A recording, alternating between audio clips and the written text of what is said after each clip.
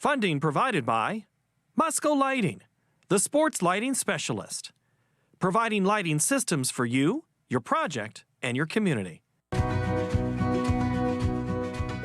The Pella Rolscreen Foundation is a proud supporter of Iowa PBS. Pella Windows and Doors strives to better our communities and build a better tomorrow. And by Fareway Meat and Grocery. For more than 80 years, Fareway has been proud to be an active part of the communities we serve. Learn more at fareway.com. With our Iowa roots and Midwestern values, Farmers Mutual Hail is committed to offering innovative farm insurance for America's farmers, just as we have for 6 generations. Farmers Mutual Hail, America's crop insurance company.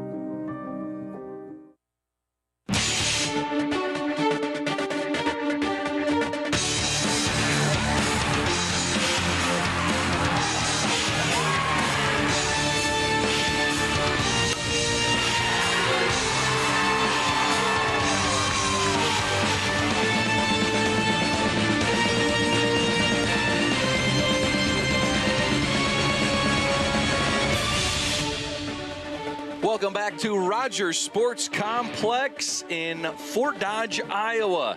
The state championship games continue here in 2023 as we now teed up for the Iowa Girls High School Athletic Union 4A championship game where we have the 8-seeded North Scott Lancers. No strangers to the state tournament. They have 3 titles of their own. Their last in 2002 in Winterset.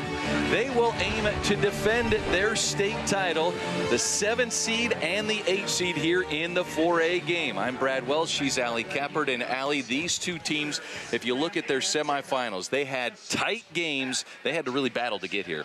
Both won in 6-4 matchups. Winterset's game yesterday against Fort Dodge went 10 innings. It's so important today, bring championship energy regardless of what happened yesterday. All right, we get ready to set the stage here for these two teams as we take a look at more on North Scott. Their 16th trip to state as a high school. The entire team from a year ago returns a lot of playmakers. It starts in the circle with Maddie McDermott. They are led by upperclassmen, 8 seniors on this team. They have 2 hitters with a .474 batting average. Meanwhile, for Winterset, as they defeated Dallas Center Grimes last year in that title game, their 13th trip to state. And it's been fun this year watching Mila Applegate step in for Jenna Young, .436 average. But my friends, Jenna Young is back this week at the state tournament. The Gatorade Player of the Year played her first game of the season in the quarterfinals on Monday, and she is in the batting order for Winterset. We'll be heading to Iowa and ready to make an impact as we send it up top. Tim Fitzpatrick, the public address announcer here in Fort Dodge, ready to set the stage. Sports Complex in this 4A championship game between the visiting team, the North Scott Lancers, and the home team, the Winterset Huskies.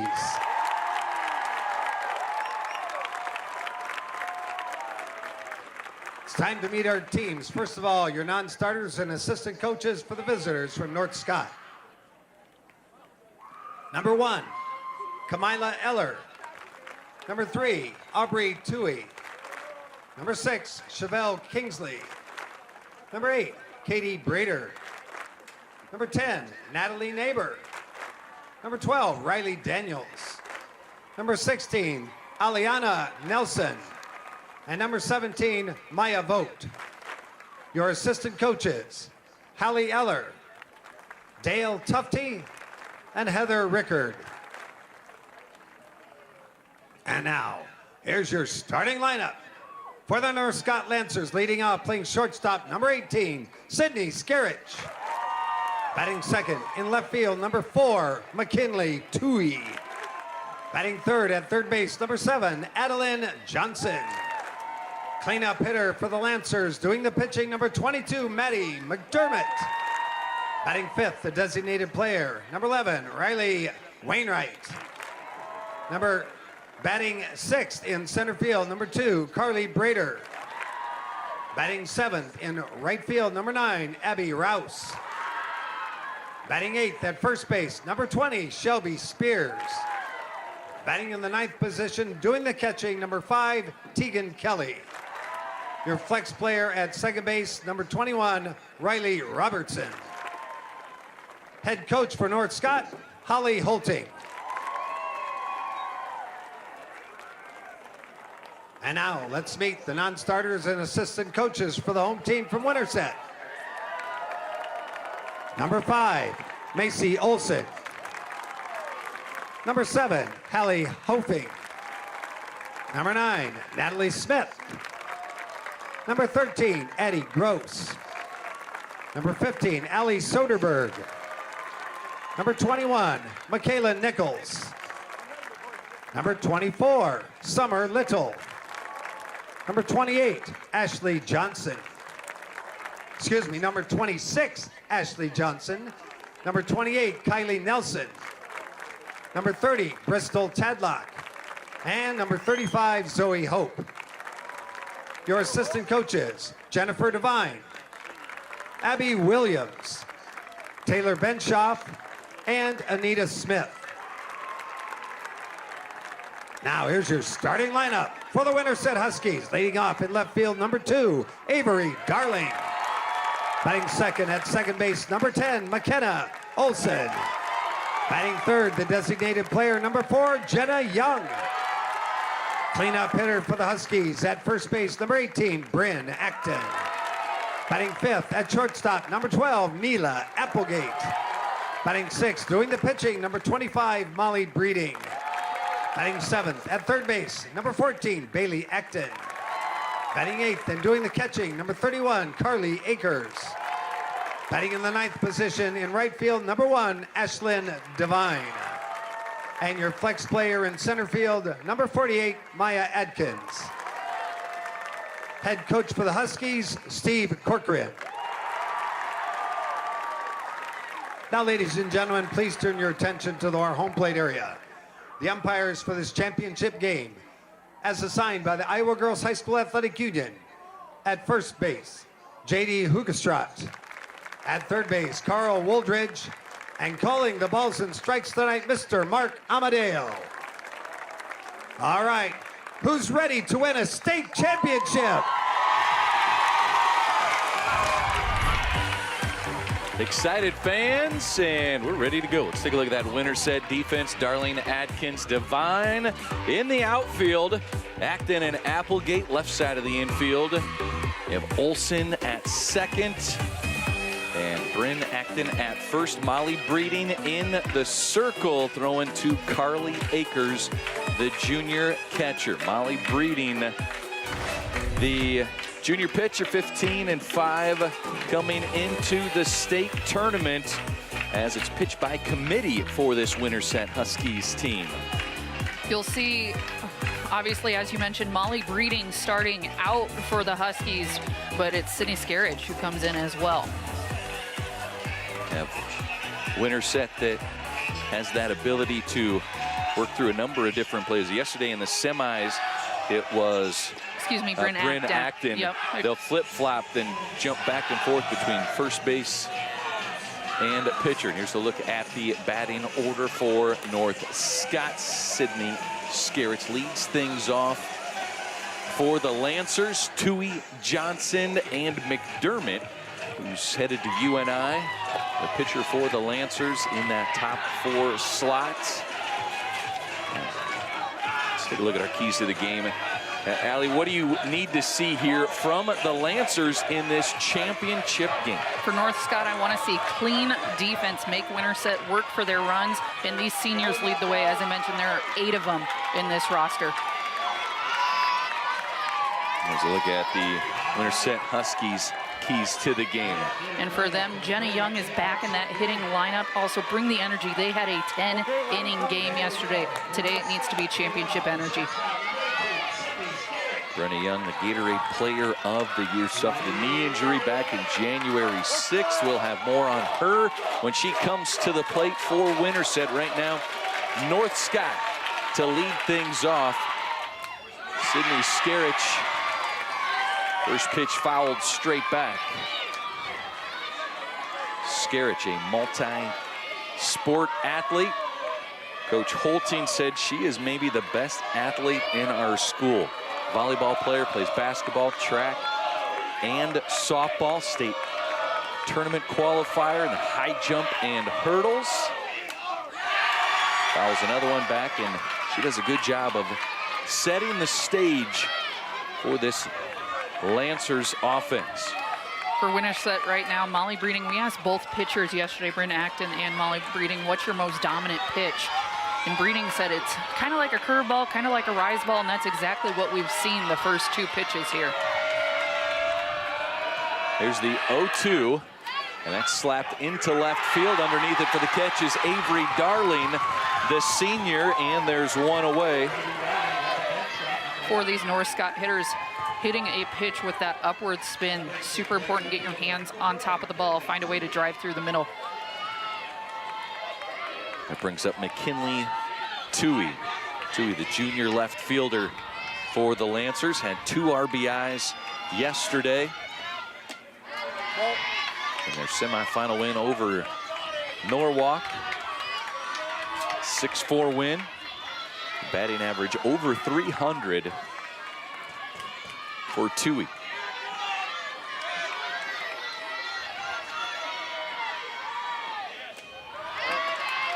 One misses up high, gets away from Akers. 2-0 for Toohey. For North Scott, their first championship game appearance since 2019. They're state runners-up in 2019. They were runners-up, how about this, 4 years in a row they went to the state championship game. 2000, 2001, 2002, 2003. Champions only in 2002 in that stretch. Runner-up in 2019. First appearance in the state title game for North Scott back in 1987. A long history of some good softball at North Scott. Came away with the state tournament championship. That was back when it was all one class for the entire state. That's fouled straight back. And Breeding continuing to work with that upward spin. You know, it's interesting, typically with pitchers, it's typically a screwball that you see that gets a little bit more of that upward spin. Very rare, she says, she goes curveball and a low rise. There's the 3-2. And again, staying alive is Toohey.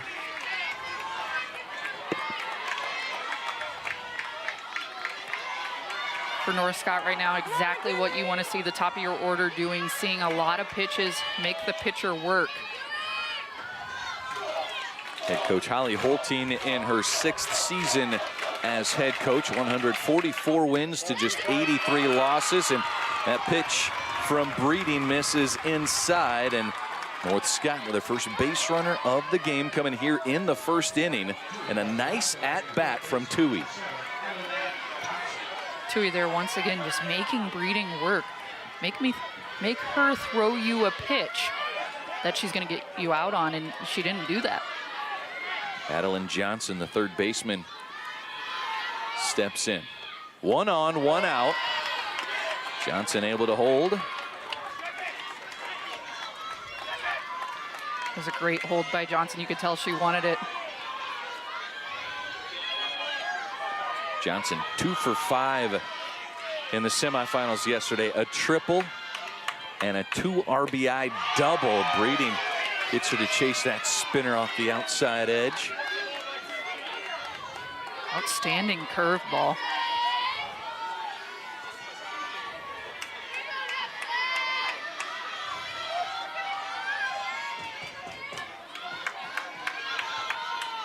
One ball, 1 strike. This is ripped left side, and that is foul. Just missed the chalk down that third base line. So 1 ball, 2 strikes to count. Adeline Johnson, they're getting that outside pitch, getting her hands out to it and pulling it to the left side. Johnson, just a freshman last year, started at third base as an 8th grader and hadn't played a lot of third before then. Takes that in the leg And there's 2 aboard here for North Scott in the first.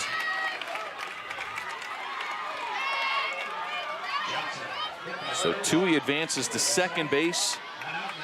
Johnson's at first. Breeding with a walk and a hit batter. And now Maddie McDermott to the plate with 2 on. First Big pitch swing. right down the middle.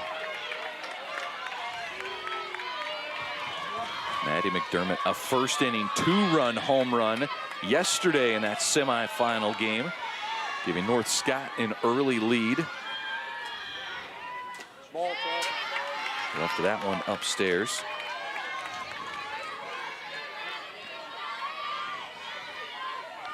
Maddie McDermott will play softball at UNI next season.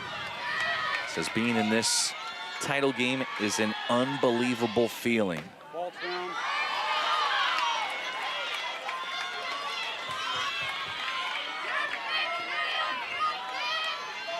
Loves how hard this team has worked over the course of the last year to get to this spot. Here's the 2-1 from Breeding upstairs, and it's 3-1. And if you're McDermott, what are you looking for on this pitch? I mean, right now you're looking for your pitch, and they're actually going to make a pitching change right here. Something we'll see a ton of today with Winterset. First and pitcher, coach. I'll tell him, sure.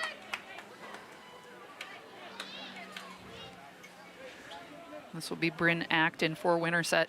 Talking with the pitchers with Winterset yesterday, they said this is something they're used to going back and forth throughout the game. And I mean, I think it's pretty rare sometimes to see a 3-1 count pitching change. But at the end of the day, I mean, their coach has full trust in them that they're going to pick one another up. They did it yesterday in the semifinals too.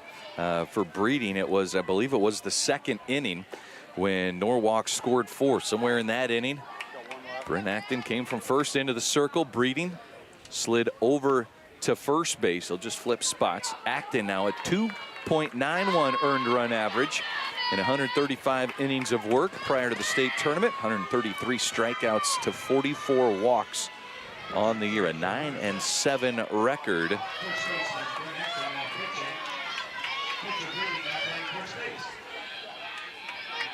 And so she will come in to finish the at-bat of Maddie McDermott, the senior slugger for the Lancers, with a 3-1 count. And first pitch misses low. It's a base on balls, and that will be a walk awarded to Breeding.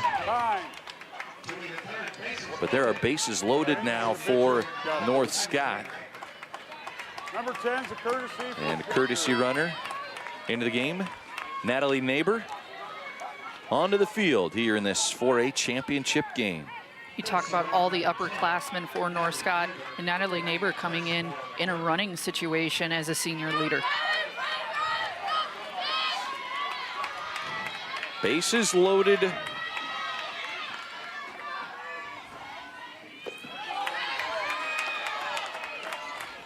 For Kylie Wainwright. Wainwright, the senior.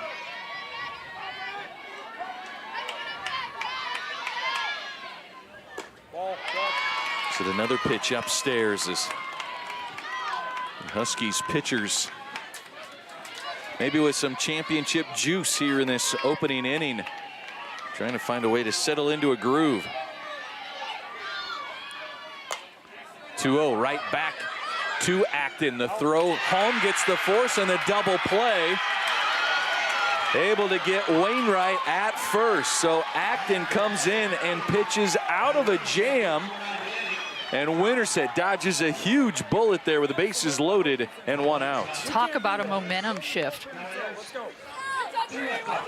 What a way to end the top of the first inning. I mean, you have 1 out, bases loaded, and Bryn Acton comes in and gets it done for the Huskies. Well, let's take a look now at the North Scott defense as the Lancers take the field. Tui, Brader, Rouse across the outfield, Johnson and Skerich left side of the infield, Robertson and Spears on the right side. Behind the dish, Tegan Kelly And the senior is catching fellow senior Maddie McDermott in the circle. A 2.31 earned run average coming into the state tournament. Here's a kid signed by the University of Northern Iowa. As Coach Holting says, this is a kid every program wants. And she's pretty tough in the circle. 144 strikeouts and 130 innings pitched. She is striking out way more batters than she is walking. She's throwing it in the zone, and she is getting hitters to swing and miss. 4 strikeouts in the quarterfinals, 3 strikeouts in the semis. Here's the batting order for Winterset with Darlene Olson, Jenna Young, and Bryn Acton, your top 4 batters. They have seen a lot of success from that top of the order here in Fort Dodge. First pitch swinging, Avery Darling, the senior left fielder. 1 for 5 yesterday in the semis. Had a double and a run scored.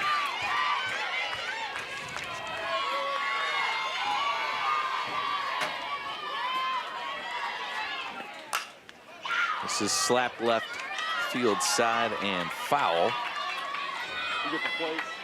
And Darling being super aggressive at the plate for Winterset, trying to get herself on base to start the game.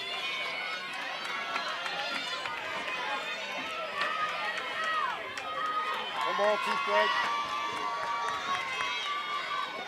McDermott in the circle gets a swing and a miss for strike 3 and out number 1. She's averaging over 1 strikeout per inning, and what a way to start the game for North Scott. With McDermott in the circle, see if all the Winterset batters continue to stay aggressive right from the get-go. And there's a foul ball by McKenna Olson.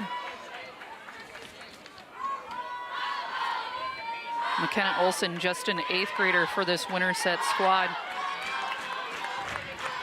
There has been an Olson on this team. I asked Coach yesterday, how many years have you had an Olson? He goes, honestly, I would have to look at a yearbook. There's been so many years. And I mean, I remember back when I played club ball with one of their older sisters, Carly.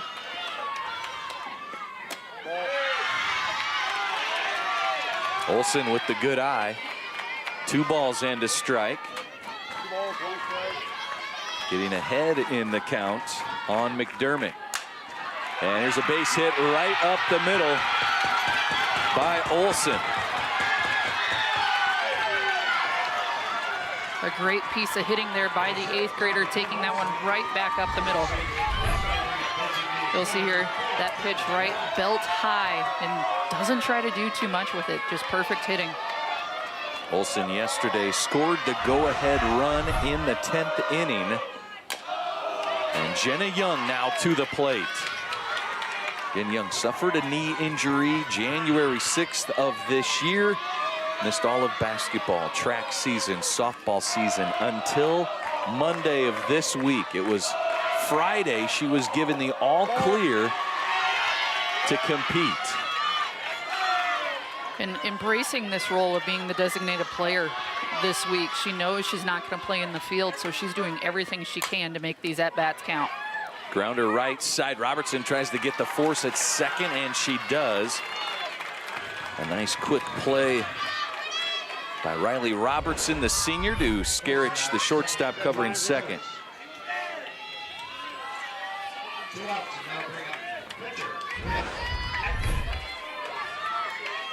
And so Jenny Young will stay on first to run. Bryn Acton at the plate. Fouls that one away. We saw Jenny Young have a pinch runner for her many times when she got on base yesterday, as she's cleared for all softball activities. We asked her, like, where are you at? You know, 50%, 70%, 80%. She's like, well, I haven't really tried a lot of fielding just yet, so not sure if. And as a competitor like that, she's just going to do what she can to make her team better. Here's a drive into center field. Settling underneath it is Carly Brader, the senior. And a one-out single by Winterset. Turns into no runs as we are through the first inning, scoreless here in the first. Listen in here to Coach Holting. Lancers, 8 seniors on this Lancers team. There's a couple that played on that 2019 state championship team. Carly and Natalie, both runners. Here's a look at how both teams got to this championship game. Winterset taking down Carlisle in the quarters. Fort Dodge in the semis, who took care of business over ADM. Meanwhile, North Scott beat North Polk and Norwalk, who defeated Western Dubuque in the opening round, as the top 2 seeds falling on day 1. I mean, you just gotta hit the ball. Literally, that's it. Yeah? It's a simple game, Allie. Sometimes it feels a lot more simple than it is. And honestly, I love that message there by Coach Holly Holting. Just hit the ball, literally. Just hit it. Well, you get into a championship game, your mind is racing. Right. And, you know, players over the course of the season, right? They go through a funk, and a lot of times you'll hear coaches, oh, they're in their own head, that kind of a thing. Sometimes you just need to flush all of it, go back to the basics. As they say, just need to hit it. To beat the big dogs, you got to be a dog. So, you know, just play ball. First pitch, Brader fouls that one down the first base side. Brader, the senior, will play softball and volleyball at Wartburg College next season.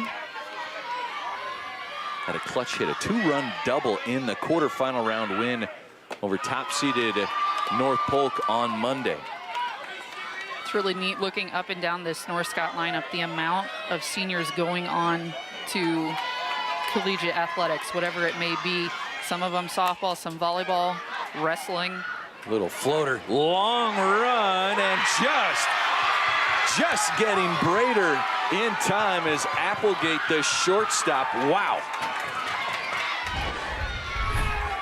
Replay here. Applegate at shortstop plays that ball very well, and man, was that close. Great hustle by Neela Applegate, the sophomore. Started as a freshman back in 2020. The batter, Abby Rouse, the right fielder. Rouse was 1 for 4 yesterday, a run scored. She will play softball at Simpson. Our 8 seniors. Really creates a tight-knit team when you have a group of seniors this large. And Coach Holting says they spend so much time together. They're always hanging out. She's like, way more time than I would think that most players could put up with their teammates and friends. But she's like, they love each other. And there's a called strike 3. Rouse is retired. Acton gets the K. Acton's came in and done an outstanding job settling in this game for Winterset in the circle. Going there with that low rise. Shelby Spears steps in now to face Bryn Acton. Ball's out. Spears looks at ball 1. Spears, another senior. She will not play softball, but she will attend Iowa State next year. Coach said she is our quiet leader, but someone that the entire team looks to when in trouble. And yesterday in the semifinals, she seemed to be talking every team huddle that they had.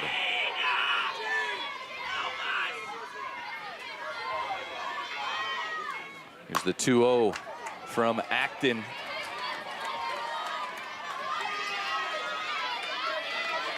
Just behind that one there. Great, I mean, solid contact, just a little bit late. She evens that out and has a nice shot to right center. 2 balls, 1 strike.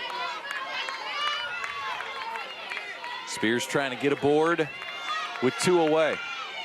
Here's the 2-1. Right back to Acton. Makes the flip over to Breeding. 3 up and 3 down by the Winterset defense. Well, let's take a look now at an Iowa girl. It's done so much for many other Iowa girls that left us all way too early. And that's going to put Lisa Brinkmeyer to the free throw line. She's a 70% free throw shooter. Averages 41 points a ball game. Iowa Girls High School Athletic Union Administrator Lisa Brinkmeyer lost her battle with brain cancer in June, a battle she had been fighting for more than a year. In high school, the Hubbard-Radcliffe grad excelled in volleyball, golf, and softball. But it was basketball where she is remembered most for winning the final 6-on-6 state championship in 1993. 85-66, the final score. Hubbard-Radcliffe, your 6-on-6 champion. Lisa knew firsthand what it meant to be an Iowa girl.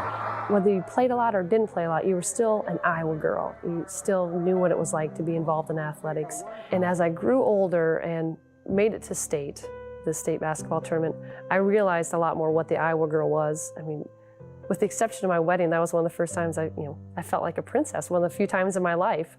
And that is because the Iowa Girls High School Athletic Union does that. And Ewayne Cooley, he put the Iowa girl on the pedestal. And I thought I realized how important it was and unique it was until I went to college and I played basketball with a lot of players from around the country, different states. And I would talk about my experience and they would just kind of look at me funny like I was crazy because they weren't treated the same way. Of course, it was always neat to make it to state wherever you go, but it was just different. They weren't, celebrities because of what they'd done. They were just another basketball player. Where in Iowa, an Iowa girl stands out, and they made sure of that. Brink, as she was known, went on to play and coach at Drake University and eventually landed her position at the IGHSAU. Lisa's contributions to girls' sports in Iowa, both on and off the court, is what made her the embodiment of the Iowa girl.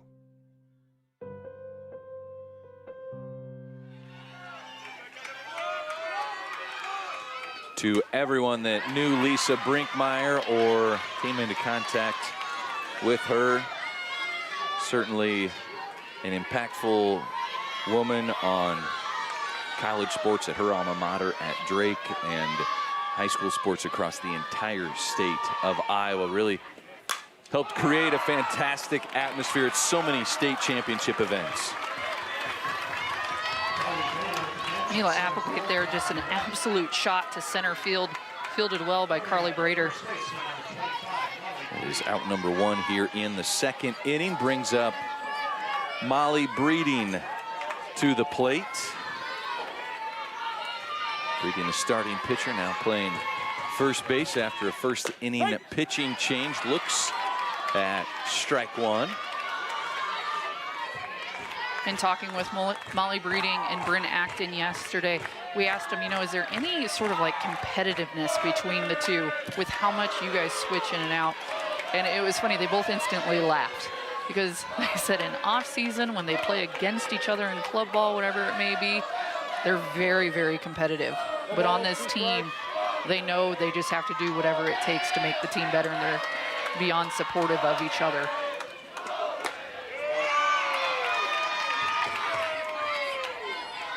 Breeding, a sophomore, 1 for 4 yesterday, and an RBI in the 10th inning. In that victory over Fort Dodge, had a sac fly. 2 balls, 2 strikes. Trying to find her way on here in the second inning of the Class 4A championship game.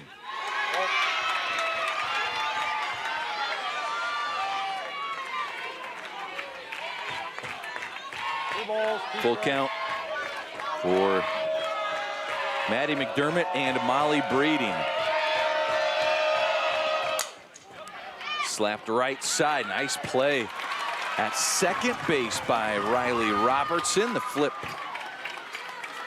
over to Spears for out number 2. Robertson there playing a deep second base, fields that very, very cleanly for the out. And Maddie McDermott She's gone deep in a few counts, but finding a way to get ground balls for her defense. Bailey Acton, now the batter. Pops this one straight up. McDermott is underneath it and makes a tough catch in the circle. 3 up and 3 down by Winterset here in the 2nd inning. As we head to the 3rd, let's listen in to the North Scott huddle. Push your run. Push your run. You want Tegan to go in the back right away. You want Tegan in the back right away. Like when the players get to handle the huddle. You talk about the senior leadership on this team. I mean, that's trust by a coach to say, hey, I want you guys leading your huddles. Tell each other what you're seeing. Tell each other what you're doing. Play together as a team. All right, as Winterset gets ready for some defense, Bryn Acton is in the circle. Let's take a look at the Husky pitcher in super slow motion. Both pitchers yesterday talked about their spin. They like that upward spin. You notice with her release point, she's trying to spin it up. And Acton came in and did an excellent job in the 1st inning. Threw 1 pitch to Maddie McDermott, which resulted in a walk, but then got Kylie Wainwright to ground into a inning-ending double play to help the Winterset defense get out of a bases-loaded jam. And a 1-2-3 inning in the 2nd. Leading things off in the number 9 spot, Tegan Kelly, the Lancers catcher.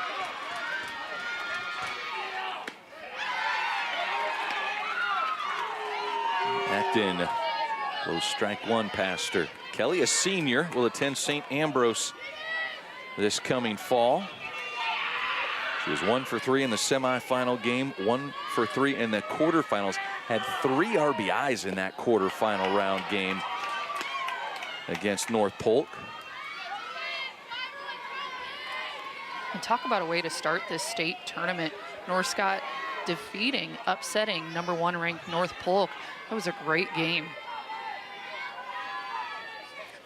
There's the 1-1, a little flare towards second. McKenna Olsen underneath it easily. Out number 1 here in the 3rd. So to the top of the order we go. Sydney Skerich comes in as we take another look at the defense by Olsen. Olsen defensively, and then currently has the only hit of the game so far as well.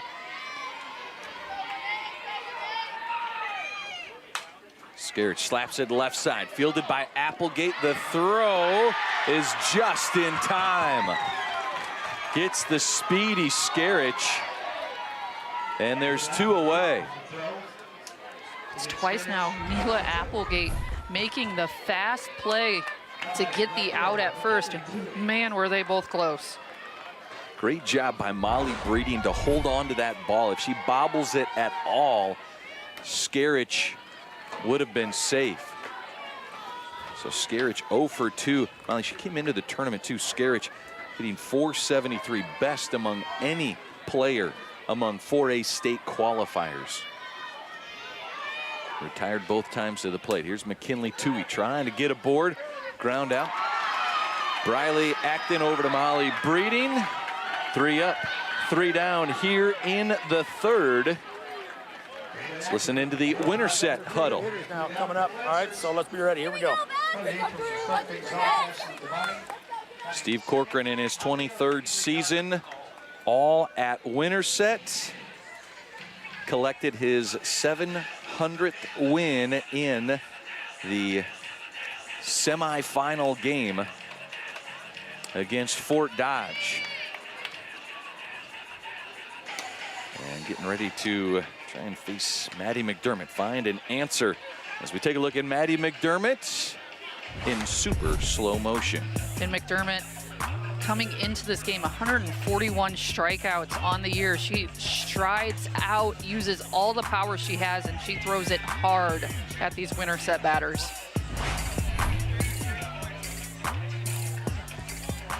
So far has allowed just 1 base runner through her first 2 innings of work.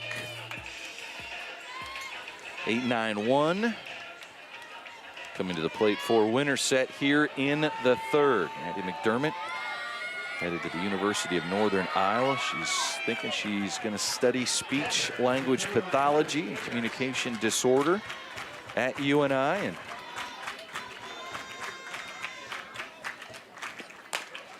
it's a grounder right side. Taking it herself is Shelby Spears, the Lancers' first baseman, and there's one away. Carly Akers down on strikes, so Ashlyn Devine, the right fielder, steps in. 1 for 4 yesterday in the semis, scored a run.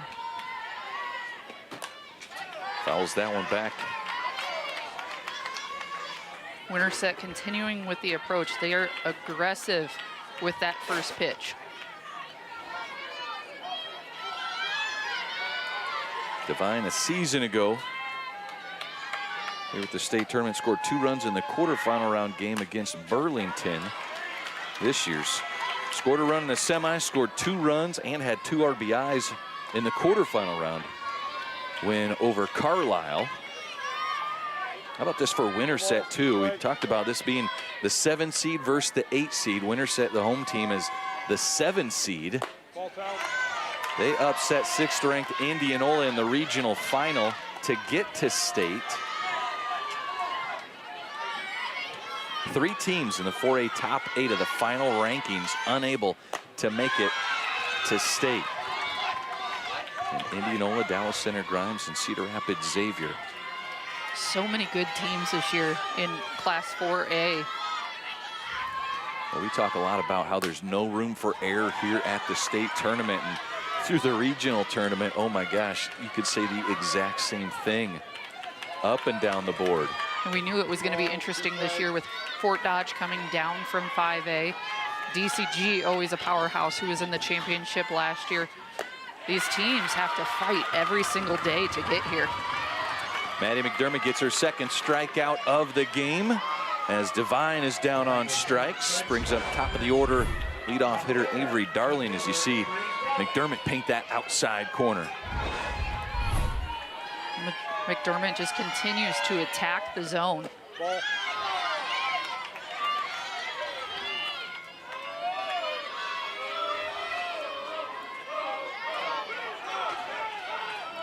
Darling struck out swinging in the first. Looks at strike 1 from McDermott.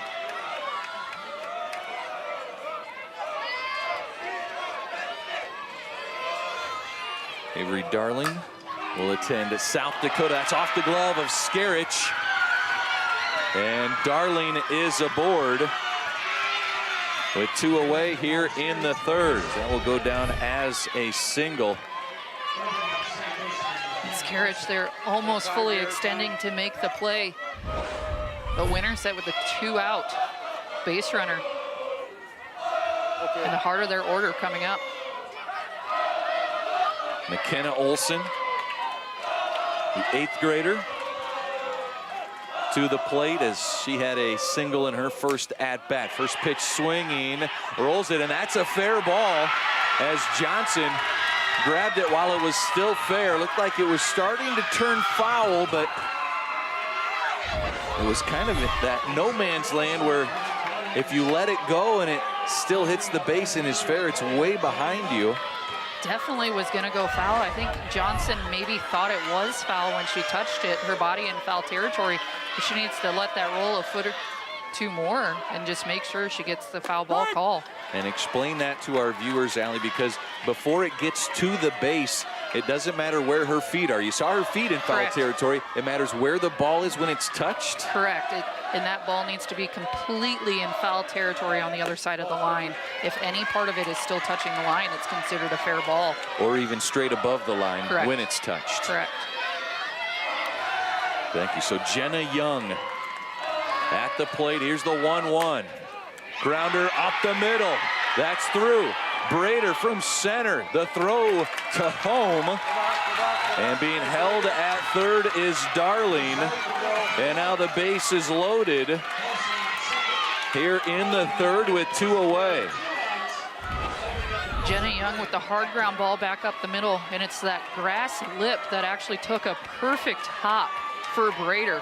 That ball jumps right into her glove, and that lip actually prevented a run right there. Makes fielding it a lot tougher when it's rolling in on the grass. McDermott misses on the first pitch to Bryn Acton. You got it, Coach. Acton, a fly ball to center in her first at-bat, and time's called by head coach Holly Holting.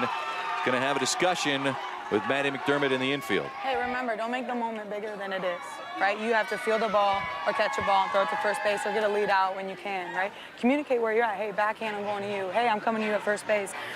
Keep working, right? They'll make a play for you, but you got to keep working, okay? You have 2 outs, close up an inning, you still win the inning, right? Here we go. Lock it in. Let's go. Come on. And I love that message there from Coach Holting. Don't make the moment bigger than what it is. At the end of the day, we're just playing softball, regardless of the situation. Make a play and you're out of the inning.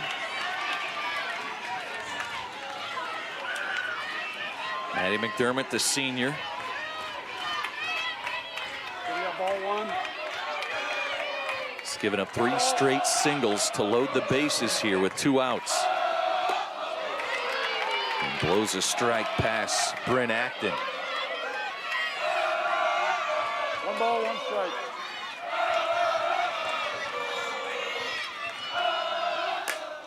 There's a slap left side, fielded by the shortstop Skarich, who's able to beat Young to first.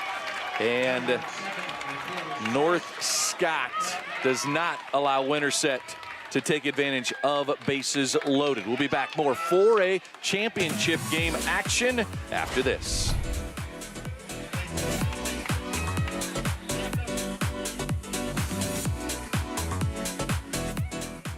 The Iowa State Fair is the biggest thing in Iowa. Explore the history of Iowa's grand tradition. 60,000 Iowans can't be wrong. From its earliest days to the statewide celebration of today. People have put their heart and soul to make it the best state fair in the country.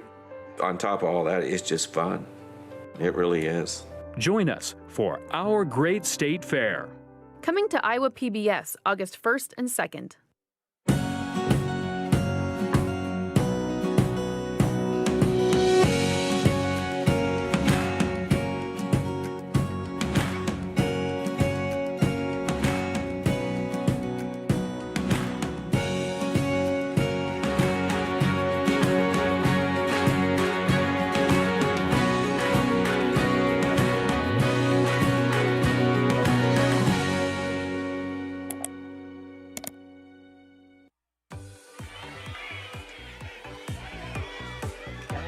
Winterset fans, North Scott fans, all watching on. Kind of a little rooftop action going on here in Fort Dodge. Nice crowd in the grandstands here. North Scott to the plate. Adeline Johnson will lead off the 4th inning. It's hit by a pitch back in the 1st. Facing Molly Breeding. This is Bryn Acton, the pitcher now for Winterset. Came in the 1st, got out of a jam. And then back-to-back 1, 2, 3. 3 up, 3 down innings. In that 1st inning, North Scott did have the bases loaded. They have yet to have their first hit of the game, though. All 3 of those reached on a free base. Right. Acton gets the strike. 1 ball, 2 strikes now the count. 1 ball, 2 strikes.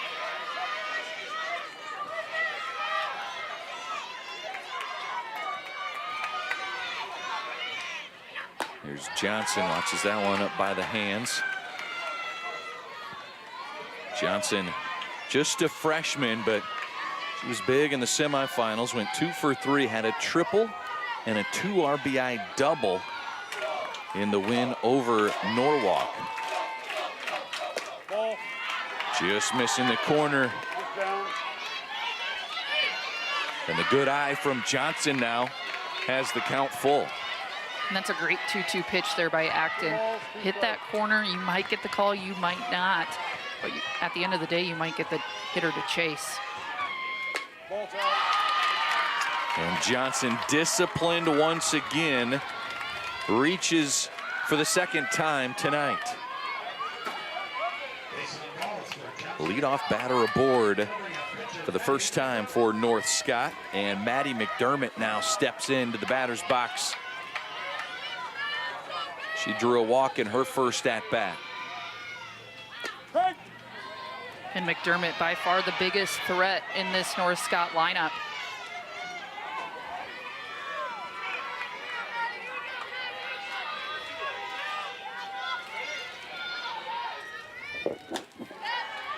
McDermott, we talked about her pitching ability, but her home run hitting ability.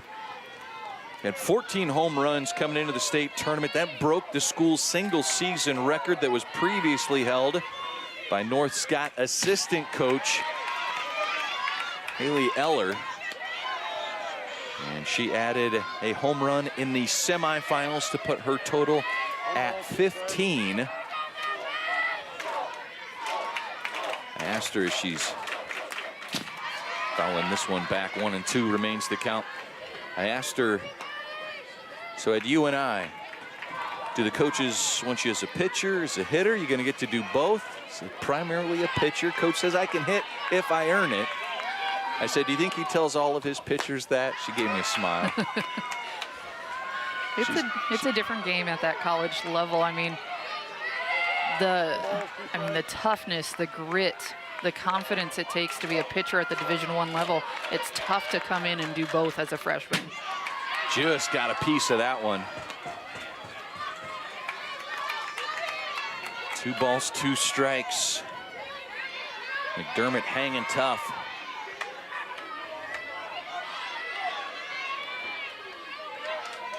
Here's the 2-2 from Acton. Got her to go chase it. Strikeout for out number 1.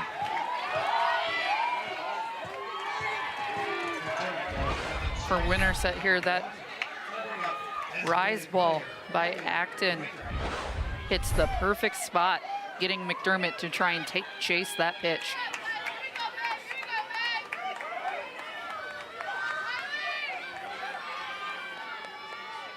So Kylie Wainwright, the batter, hammers this one into left field.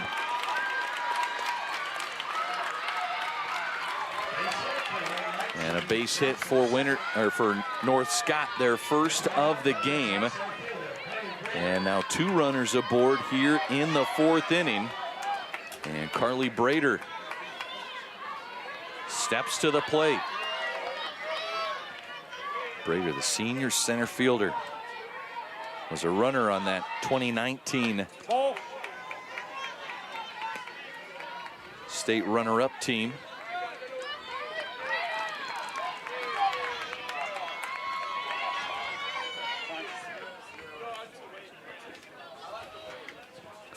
What?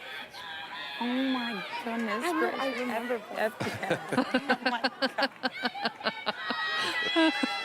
Sometimes you just don't know what they're going to say.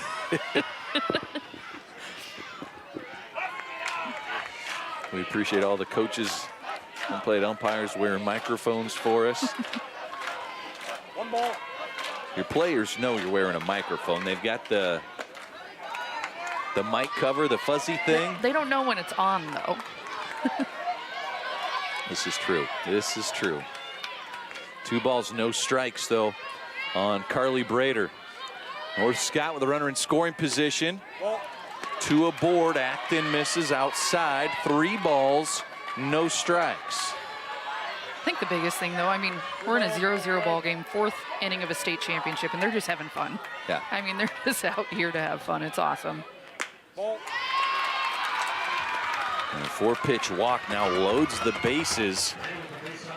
And Coach Steve Corcoran here is going to come out, wondering if we're going to see another pitching change. Here we go. Changed his mind.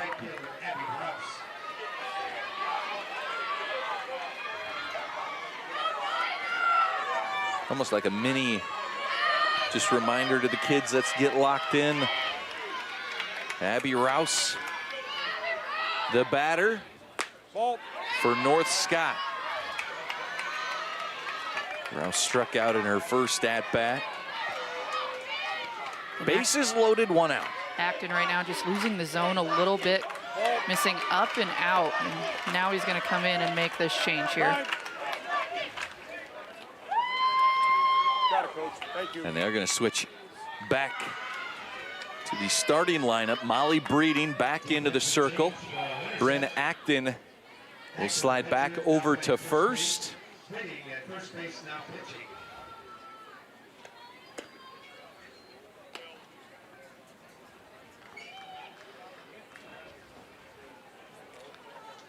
Once again here making that change in the middle of an at-bat. Coach, you get that first person pitcher.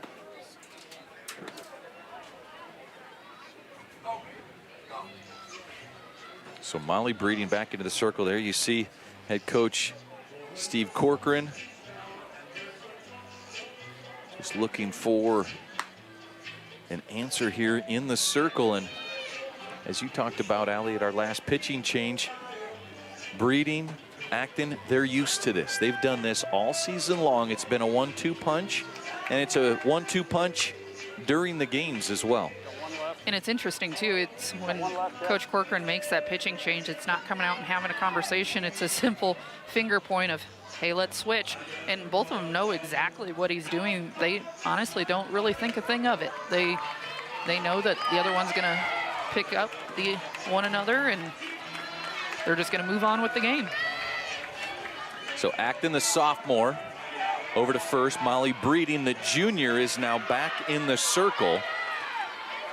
She faced the first 4 batters of the game. And now steps in to finish the at-bat against Abby Rouse, who has a 2-ball, no-strike count. First pitch from Breeding is in there for a strike.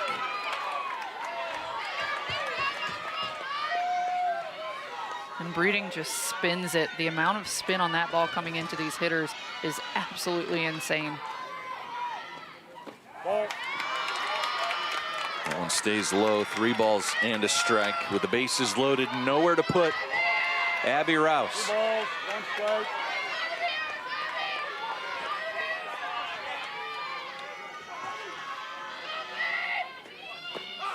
Swing and a miss. Count runs full. And Breeding switching it up at the beginning of the game. She was throwing that rise over and over again. Twice now in the 3 pitches she's thrown, we've seen a drop ball.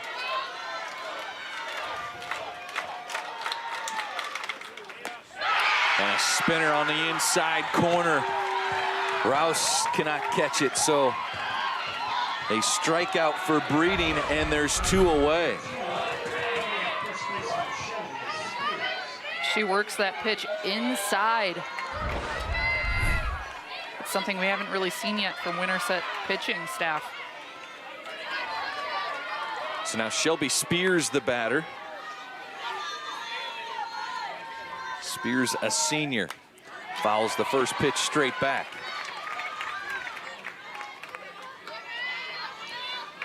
A ground out in her first at-bat. Went right back to Acton in the circle. He made the flip over to Breeding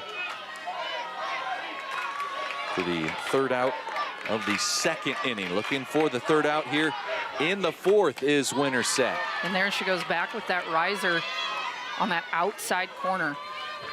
That thing like curved too. Yeah. They tried to explain it. They're like kind of a rise, kind of a curveball, rise. kind of. They're like, we spin it as fast as we can. Here's the 1-1. Breeding misses low. Spears with the good eye.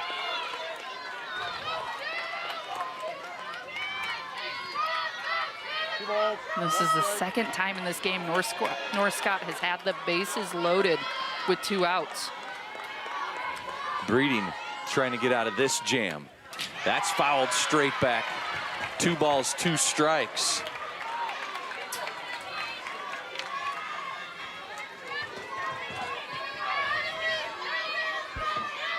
North Scott looking to draw first blood here in the 4A championship game.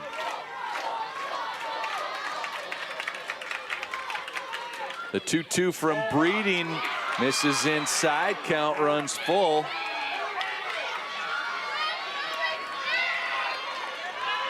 You can tell Spears there was expecting an outside pitch. He was very thrown off by that inside pitch. 2 outs with the bases loaded. Runners should be moving on the pitch. Here's the 3-2 to Spears. Hit to left field, and it's down in front of Darling. Darling makes the throw home, and North Scott only gets 1, but it's the Lancers that strike first. Spears drives in Johnson. Shelby Spears, absolute clutch hit, full count, 2 outs. Bases loaded here in the 4th inning. She gets her hands out front and drops that thing right in front of Avery Darling in left field. So that brings up Tegan Kelly, the senior catcher. Fly out in her first at bat, caught by Olsen, the 8th grader, at second. First pitch fouled straight back into the net. Stoic response by you. That was right at the forehead, and you didn't even flinch. If I had a glove, I would have caught it. Almost tempted to stick out and reach it. The net gives a little bit. Here's the 0-1. That's a little flare in foul territory. Great hustle by Briley Acton, the 3rd baseman, to go after it, but just out of her reach. And Kelly back to the box. No balls, 2 strikes now on Tegan Kelly, looking for opportunity to take one more shot at putting another run or 2 across here for North Scott. Here's the 0-2, hammered left and way foul. And Kelly is way out in front of this right now. I'd love to see an off-speed pitch here by Molly Breeding. For Winterset right now, if they can limit this to 1 run, that would be huge for the story of this game.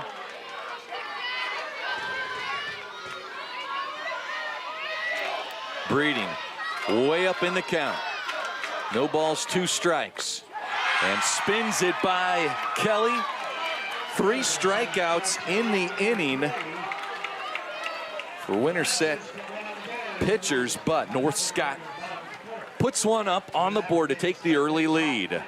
1-0 leading Winterset. And now joining us is North Scott head coach Holly Holting. Coach, able to get that first run of the game in. Yeah. Sorry, huge. Sorry, I was distracting you. Sorry, I was distracting by my old teammate, Allie here. No, it was huge. For us, we're talking about winning the innings, and I'm hoping that right now we play some solid defense to win the inning for that, but it's not over yet. What are you seeing from Maddie McDermott in the circle? She's consistent, and right now we need to just stay consistent throughout this inning. If the game's not over, it went into a 10-inning ball game yesterday. We got to make sure that we're ready to go. Your hitters have remained aggressive at the plate. You've said multiple times, just, hey, stay in the moment. Don't let the moment get too big. Has that been your motto this season? Yeah, we just got to make sure we can get it done, right? You have plenty of opportunities to get it done. Don't make it bigger than it is. You always get another one, but just make the play for your team. Coach, thanks a lot for the time. Good luck the rest of the way. Thank you.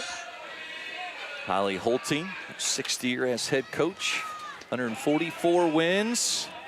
Smiles across the diamond are always fun. Former teammate, talk about Holly back when you played with her. You know, it's funny because we lived on opposite sides of the state. She played for Pleasant Valley, so school ball, we played against each other. We were at the state tournament a couple of years in a row. That 2012 state tournament, our team stayed at the Iowa Central dorms. We were at dorms right by each other. Our team spent the entire week together. But club ball, back 2010 to 2012, we played for a club called I-Club, and I mean, just good times. Get to play with girls from other teams, and I don't know, it's the great part of the sport. Well, relationships that you guys continue to be friends today. You know, these players, they're building it here with their high school teams. We talk about all these kids going on to play college, you know, volleyball, softball, wrestling, everything, where they're going to build even more of those. All these kids also have a lot of those connections through some of their travel teams. We were talking with some of the North Scott Lancers, a good Pleasant Valley connection who was in the 5A title game, fell to Ankeny Centennial earlier tonight, but There was two Pleasant Valley players sitting right behind me when I was watching the North Scott semifinal game, and they cheered as though their family just made their way into the championship game. Like they're rooting for each other. Maddie McDermott, Jesse Clemens, Reagan Hassel all playing some travel ball together.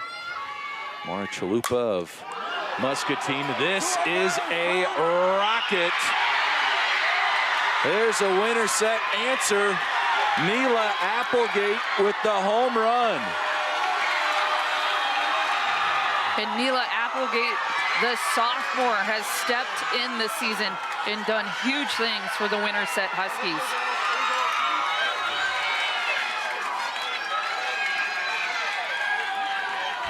And you'll see this here. She absolutely squares that ball up left center field, and great catch out there by the fan. You give up a run and you get it right back. Sixth home run of the season for Neela Applegate, the sophomore. And Molly Breeding now to the plate. Ball.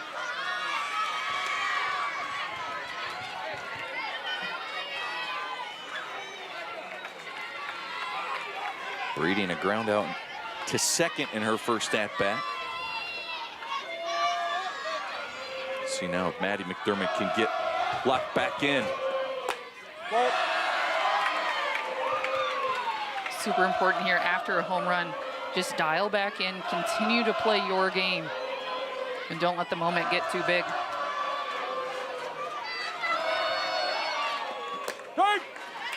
Finds a strike right at the knees on Breeding.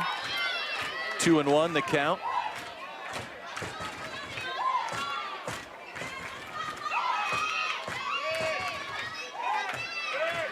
Breeding, the starting pitcher,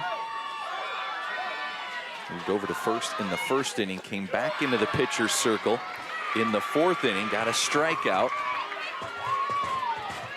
then allowed a hit that drove the run in for North Scott, and then got another strikeout to get out of a bases loaded jam.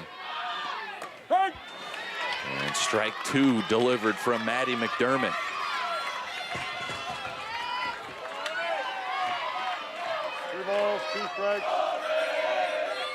McDermott in the semis allowed 4 runs. Only 3 of them were earned on 8 hits.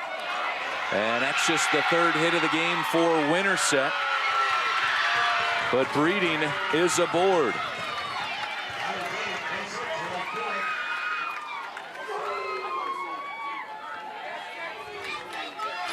Excuse me, 6th hit of the game. There's the home run ball. Neela Applegate delivered it beyond the fence. Executive Director of the Iowa Girls High School Athletic Union, Gene Berger, delivers it to Mom. 15's a courtesy. 15's a courtesy. All right. So courtesy runner Allison Soderberg, senior, in to run.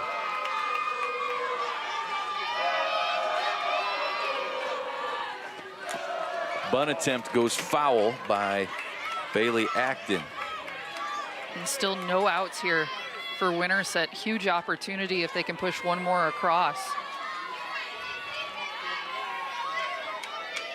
Nobody out, base runner aboard, 1 run in on the Applegate home run. There's a bunt right in front of the plate. Great spot by Acton. The out at first. A great hop defensively. She almost actually beats this out. That bunt was placed absolutely perfect. And defensively, Riley Robertson coming over from second base played that very well. It was Tegan Kelly, the senior catcher, that hopped up and made that play defensively. There's a good look at the senior. And then you're going to re-enter 31, right? Oh, you got to do that later. That was hard. You better be ready.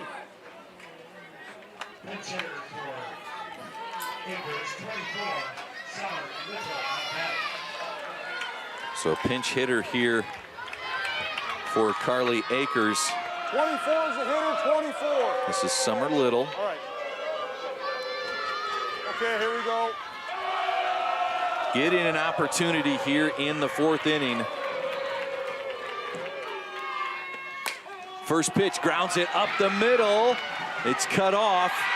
It stays in the infield. Skerich able to get to it, but it's a base hit for Little here in the 4th.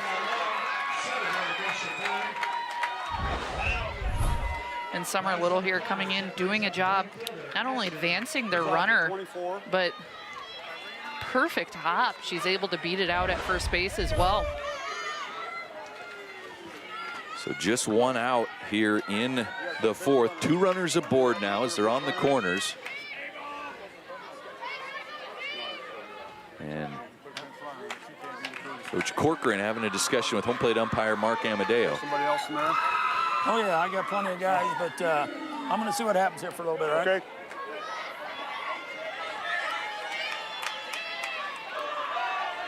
Okay. All right, here we go. So Ashlyn Devine steps in. Runners on the corners. Fouled straight back. I love the way Steve Corcoran handles the games. He's having the conversations with the umpire.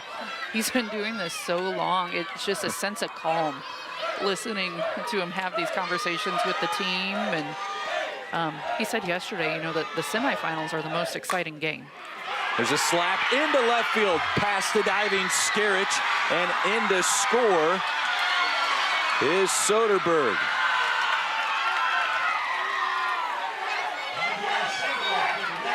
So Devine comes through, slaps it into left field, still 2 runners aboard.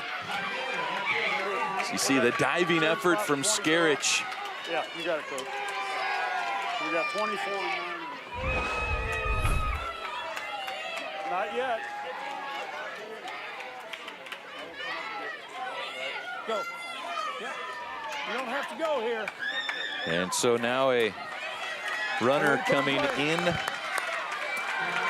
Natalie Smith in to run for Summer Little. 3 subs. You got 3 people in that spot. All right, here we go, ladies.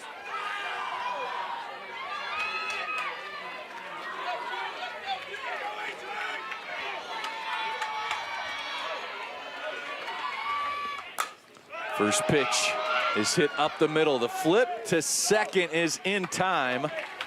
Safe at first is the call of Darling.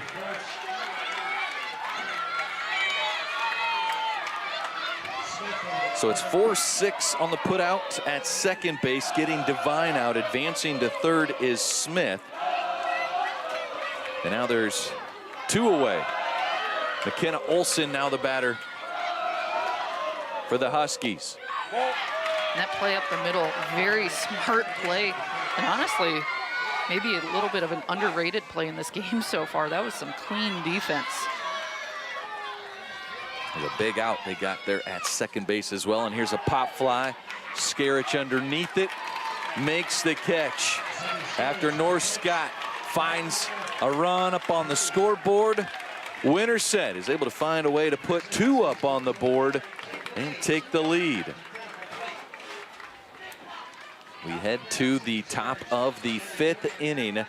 And joining us now is Winterset head coach Steve Corcoran. Coach, a little production there to bring us into this interview. Offensively, did the mindset change at all? Any different message in that last inning? No, this is just classic fast pitch softball. A little bit of hitting and good defense and good pitching. So we've gotten a couple jams, and our defense has gotten us out of it, and so's our pitching. So yeah, we got a little fired up on the home run, and then got a couple more hits, and so we're on a roll, hopefully.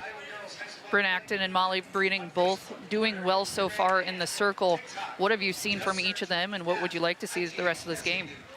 Well, what's got us in trouble a little bit is throwing strikes and putting batters on, and nothing good comes from a walk. So we need to stay away from walks and let our defense do their thing. Coach, thank you very much for your time. Good luck the rest of the way. Thank you.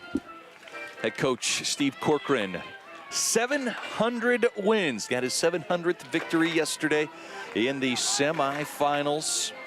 All of them. His coach at Winterset. And how about this? We talk about Winterset's the 7 seed, North Scott's the 8 seed at the state tournament. Winterset finished 4th in the Raccoon River Conference this year. They were 9-7 in conference play. North Polk was the conference champs at 15-1 under the direction of Rick Dillinger. And they were the #1 seed, and North Scott took down North Polk. And let's crank up the offense here, Allie. North Scott now with the leadoff base hit. So Sydney Skerich is aboard.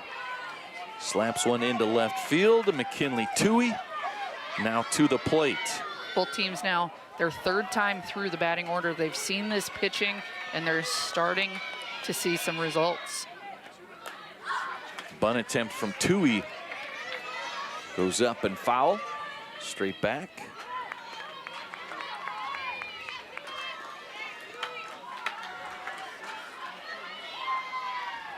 Toohey, a junior. 2 RBIs in the semifinals.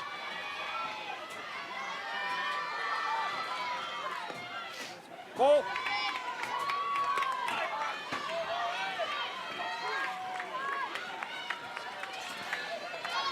North Scott, we talked about Winterset finishing 4th place in their conference. North Scott 5th place in the Mississippi Athletic Conference, where they were 12-6 in conference action.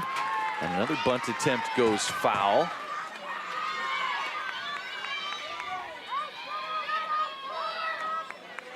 This Class 4A, as I mentioned, it's a competitive year in 4A, and just making it here to this championship, what an accomplishment. The 8 teams that made it to this tournament, all outstanding lineups. The 1-2 to Toohey, slaps it right side and foul before it gets to Acton. And for Toohey right now, she just needs to get something in play, get that runner moved over. Was unable to get the bunt down, so now you just have a job to do. Move your runner.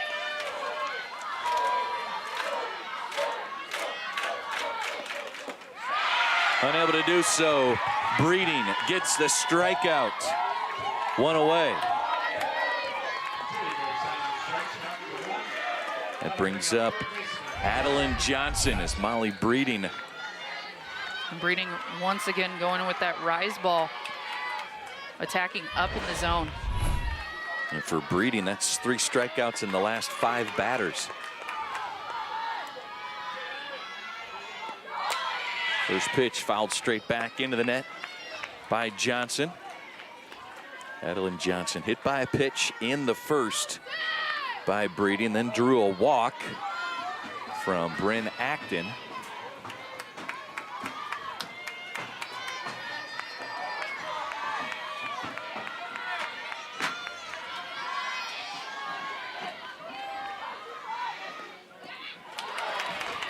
And that one gets away. That one gets away from the catcher down to second, moves Skerich. A collision there with Applegate. But Skerich stays at second base. Here's another look at it. She rounded it. There was an interference called there by Applegate, but because the runner did not try to advance to third, she's awarded just the base she is at, not the next base. Here's a grounder. Applegate, the throw over to first, the throw back across the diamond, gets away down to the fence. Coming home is Skerich. It goes into the photographer's box, and Skerich will be awarded home. Media box. When the media box was dead, she just scored. So here's the put out for out number 2, and you see that chalk, that square that photographers are standing in. Allie, if there's a photographer in that box, any ball that goes in there, that's considered a dead ball, out of play. Just the same as if it would go into a dugout or be thrown out of play. At the end of the day there, that dead ball did not make a difference. She would have scored anyway? Skerich, Absolutely. I mean, Skerich was scoring anyway. And with no other runners on base, really no difference in the result of the play, but we are back to a tie ball game now. North Scott able to tie it up now. Maddie McDermott at the plate. Here's the 0-1. Breeding bounces that one in. One ball, one strike. Molly Breeding, 3 2/3 innings pitched in the semifinals, 5.5 innings pitched in the quarterfinals. And Maddie McDermott's going to be given the intentional walk here with 2 outs. 10.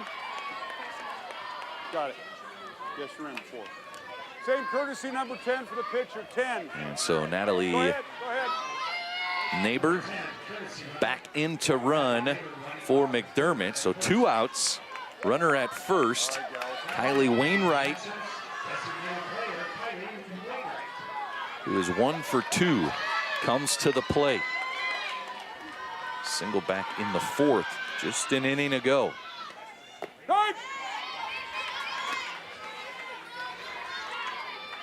And obviously we don't know what's going to happen next year, but I do like that call of putting McDermott on first base. Don't let one player win the inning and this late in the game. I mean, 1 run is huge. 15 home runs on the season for McDermott. Coach Corcoran did not want to take chances pitching to her. Now no balls, 2 strikes on Wainwright.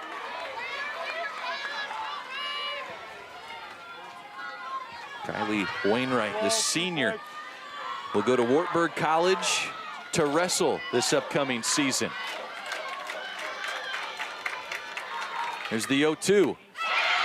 Strike 3. Breeding gets the put out. And Winterset closes out the 5th inning after North Scott scratches a run across. Leadoff single by Skerich. Until they get there. Okay? On the play at third base, we had a backup over there. Who was it, our center fielder? Well, whoever it was way too close. You don't need to, a backup doesn't need to be close. You want to keep that run from scoring, so stay back as far as you can. Here we go. Still coaching some of the fundamentals in the state championship game. How about we listen in a little take me out to the ball game. Peanuts and Cracker Jack.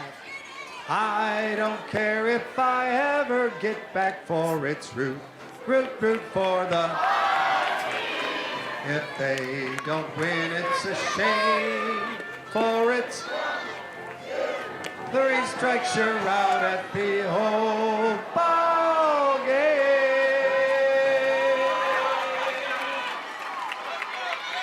Golden voice of Tim Fitzpatrick on the mic here in Fort Dodge.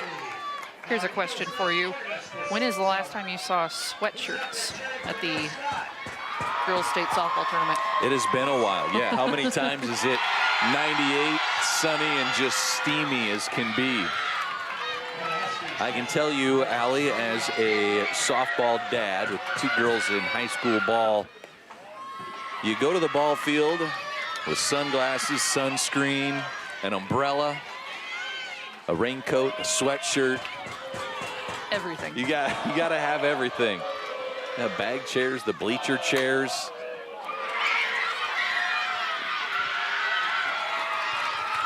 Jenna Young is aboard. Hard hit ball deflected, and Young is on base for the 3rd time. And so Coach Corcoran will go to his bench to get some speed on. Again, Jenna Young, the 2023 Iowa Gatorade Softball Player of the Year, suffered a knee injury January 6th and has not played softball until this week. Monday in the quarterfinals was the first game of the season for Jenna Young. And so 48, Maya Atkins, the flex player, comes in for Jenna Young.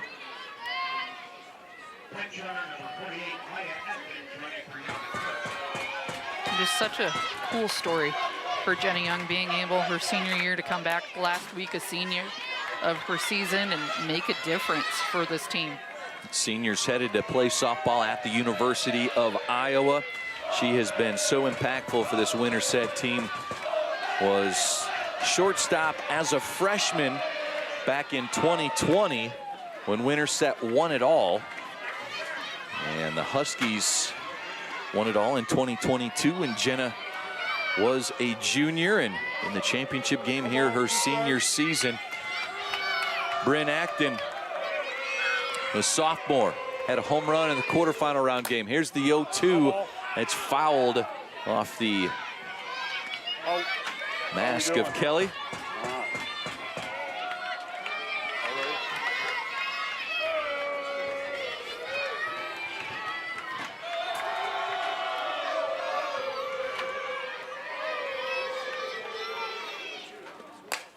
O2 popped up left side. Alan Johnson's underneath it, leaps and makes the catch right along the fence. Adeline Johnson, they're just doing a phenomenal job going over, find the fence first, then try to make a play. You'll see her here. That ball's hitting about a mile high, and she's right out the gate and makes the grab.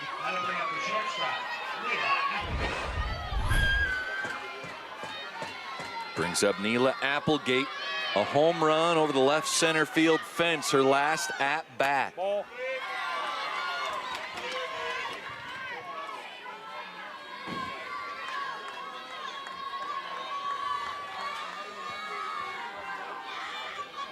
Fly out to center, a home run to left center for Applegate. Ball. Down. Below the knees, good eye by Applegate. 2 balls, no strike. North Scott and McDermott right here need to be very careful with where they're throwing Applegate. Right now they're staying low and outside. Can't get much closer than that. See if you can get her to chase something. Ball. And that one just misses.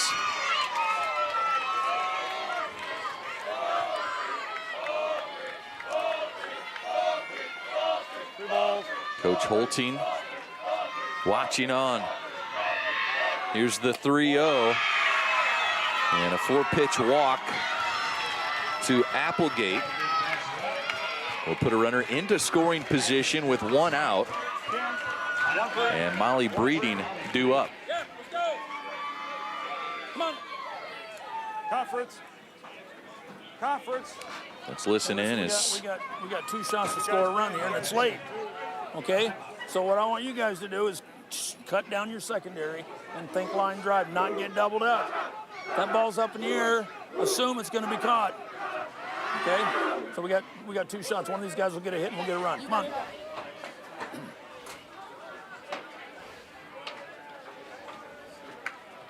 And it sounds like here Coach Corcoran going to play this straight up.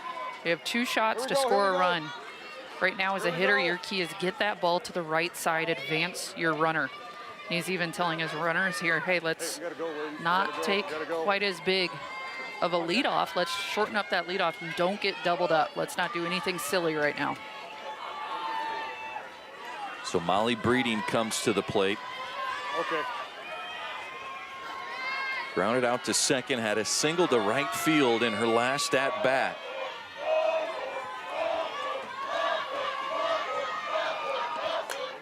This one's fouled back into the net.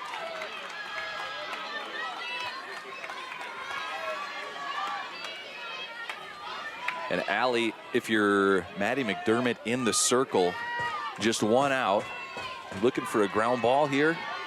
Always, always. You're trusting your defense that they're going to field the ground ball. Gets strike 2 in there, now way ahead in the count. No balls, 2 strikes.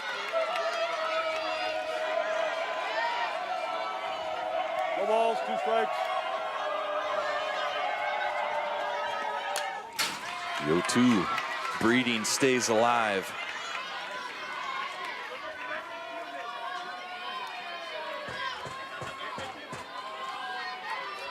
Tied at 2, 2 runners aboard here in the bottom of the 5th inning for Winterset. There's another 0-2. McDermott tried to get her to chase.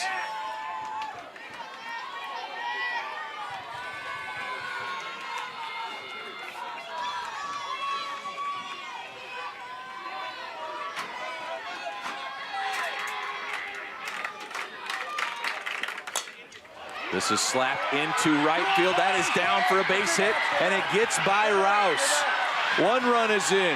The second runner coming around, and safe at home is Applegate, scoring from first.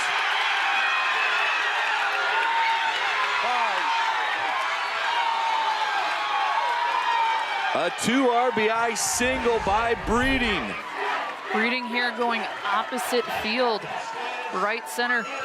And how about the speed on the bases there for Winterset, coming all the way around from first base. Applegate sliding on that backside of the plate, sneaks your hand in right before the tag from Teagan Kelly. And it's a 4-2 lead for Winterset. Okay, here we go, batter.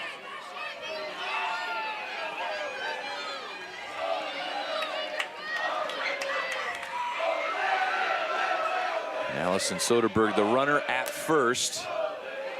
And Bailey Acton fouls that first pitch on the third base side. 0-for-1, pop out and a sacrifice bunt.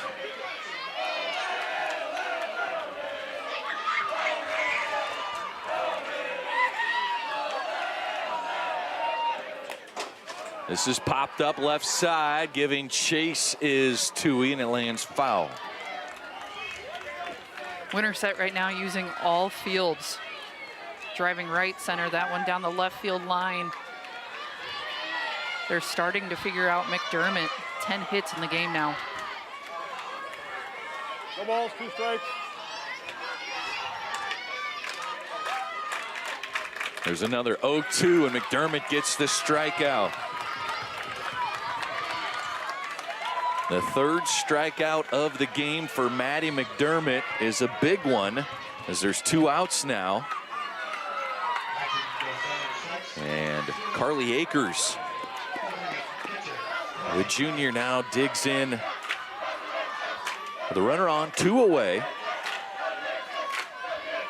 Akers is 0-for-1.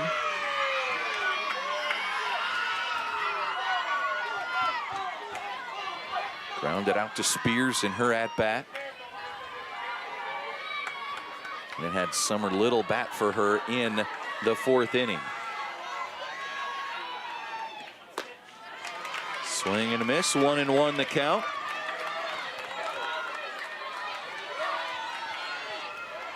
One ball, 1 strike.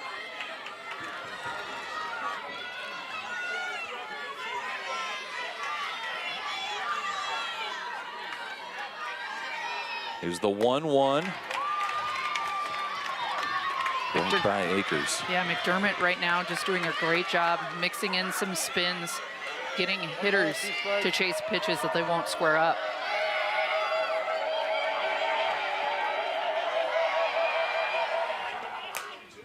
And it's chopped foul into the stands. 1 ball, 2 strikes the count on Akers.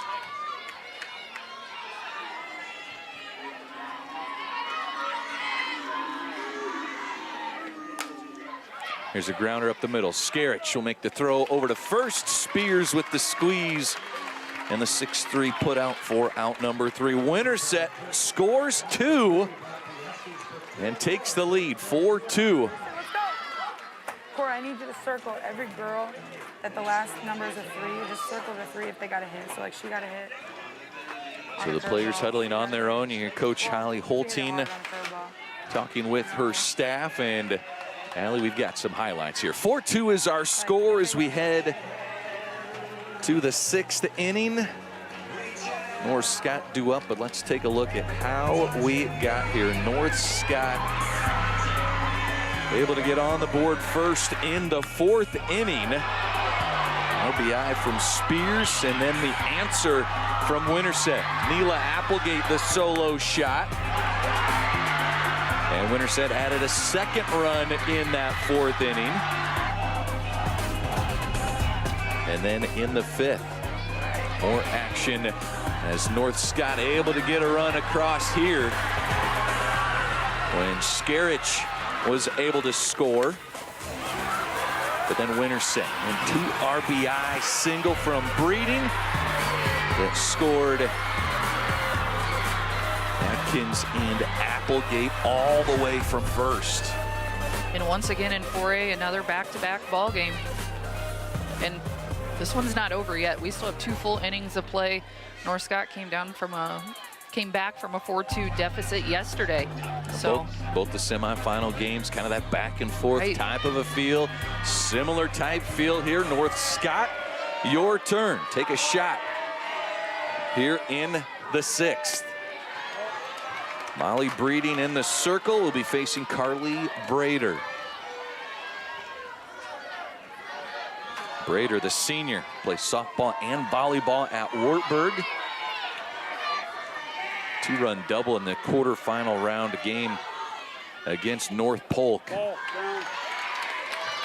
Holting said that was such a clutch hit. As part of the 2019 state runner-up team, was a pinch runner back as an 8th grader. Here's the 2-0, and Breeding misses on her first 3 pitches. 3 balls, no strike. And Coach Corcoran so far has had a very short leash on his pitchers. Right down the middle by Breeding. It's a great pitch there to come back. You're down 3-0 and you want to get a strike. It's still hard to throw it right down the middle. These players that are so locked in. 6, 7, 8 to start this 6th inning, and Brader, the leadoff batter, is aboard. Push back. And so for the 3rd time in this game, leadoff batter is aboard for North Scott, and now we'll do another pitching change. So Bryn Acton, who pitched from the last couple outs in the 1st inning, the 2nd, the 3rd, and then the first half of the 4th inning. Now comes back in here in the 6th. And this is nothing uncommon for Winterset fans to see, just the switch back and forth between the 2 pitchers tonight. We have 6 walks and 1 hit by pitch. Really hasn't came back to get them yet, though. It's the defense has done a great job after these walks to lock in and make sure the next batter is getting out, and they haven't let it affect them too much yet. And Allie, a picturesque night here in Fort Dodge. And first pitch, grounder right back to Acton. Makes the flip over to first. And there's 1 away as Brader advances to 2nd. So now Shelby Spears comes to the plate. Spears 1 for 2, an RBI single in the 4th inning.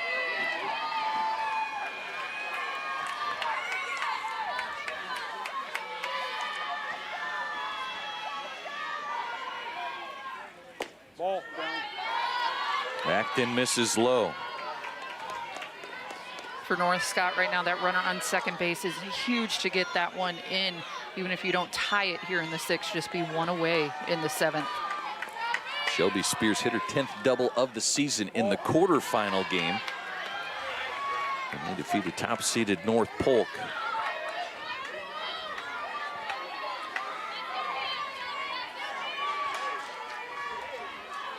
Spears, the senior. Here's the 2-0. And on her way to 3rd, stolen base by Brader. Brader there, that was a sneaky steal. Caught the entire defense off guard. No fake bunt, nothing. That was just a straight steal of 3rd. Outstanding base running. And now with 1 out, runner at 3rd base. Brader, how about 22 stolen bases coming into the state tournament game? Remember, she was a pinch runner back in 2019 when they were state runners up as an 8th grader. She's fast. She's run plenty of bases over the last 5 years. Here's the 2-2, misses low and away. Count runs full for Spears. Opportunity for another RBI here for Spears. She had one in the 4th.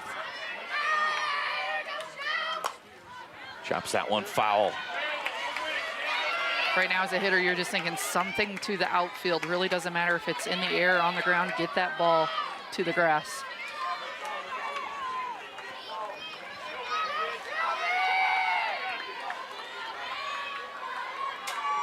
There's the 3-2. Just got a piece of it. Yeah. We're good. We already have one. This is the 8th pitch of the at-bat coming up Put in the cage. for Shelby Spears. From Bryn Acton, the sophomore, in the circle. And a called strike 3. 2 away. And Acton there just painting that outside corner of the plate. You'll see here, low outside.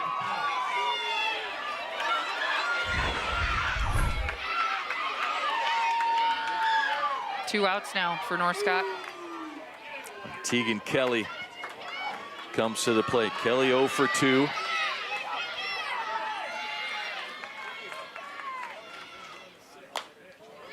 Grounder left side.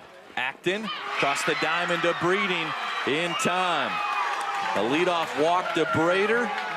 A stolen base to third, but the runner stranded 60 feet away. Clean defense once again. Winterset locking it down. And Winterset now 3 outs away from back-to-back state titles if they can close it down in the 7th, but they will come to the plate. Bottom of the 6th. They scored 2 in the 4th, 2 in the 5th, and we will step aside. We'll be back, bottom of the 6th, when we return.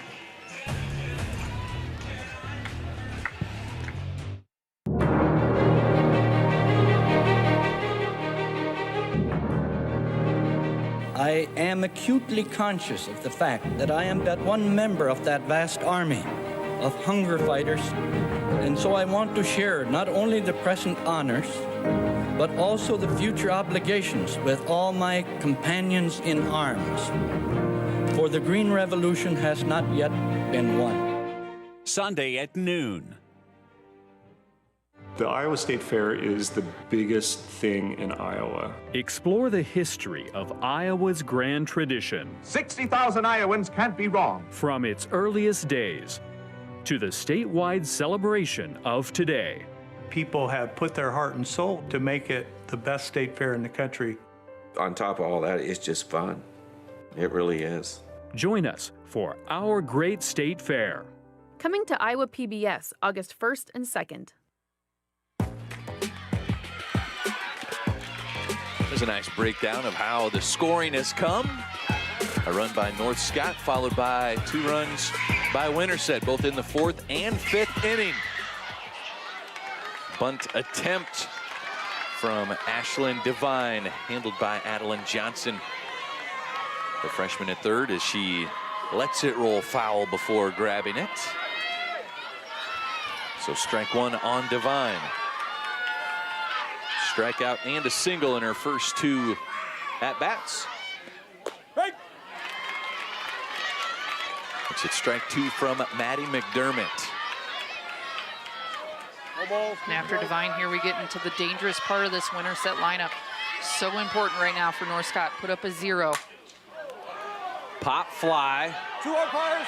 Shallow left center, long run, and a tough catch by Carly Brader, the center fielder, made for out number 1. It went so high, it like went up above the lights, went into darkness. The shadows above the lights. Right. It's not really the shadows up there, maybe it is. Top of the order now, Avery Darling digs in. Darling with a base hit up the middle into center field. Her second base hit of the game.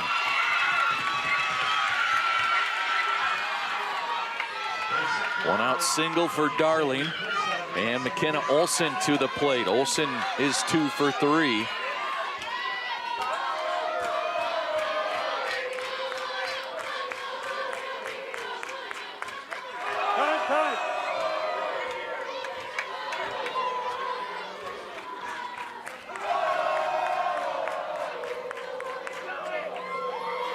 And Coach Corcoran calling for another offensive timeout. You think they'll walk you? If they do, Bryn's up.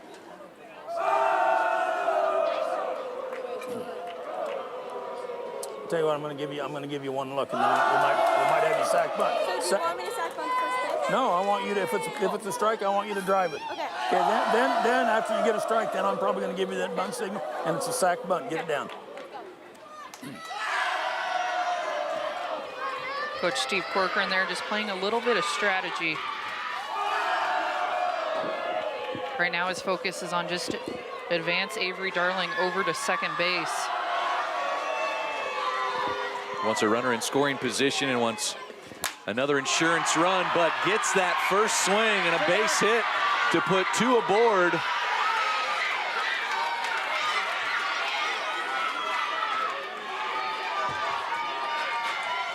He told McKenna Olsen there in that huddle, I'm going to give you 1 pitch to swing. After that, we're sacrifice bunting it.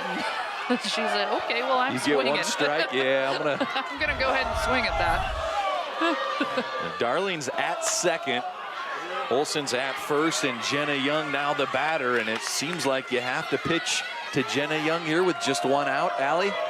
Yeah, I mean, you have Bryn Acton on deck. You have Neela Applegate down in the hole, who's hit an absolute bomb this game. So as much as you hate to, I would say, yeah, you pitch to Jenna Young here. Jenna Young, the 2023 Iowa Gatorade Player of the Year. Last year as a junior, led the state with a .628 batting average, had 22 home runs, and 55 runs batted in on the year. A knee injury in January. She played her first game of the season here in Fort Dodge on Monday.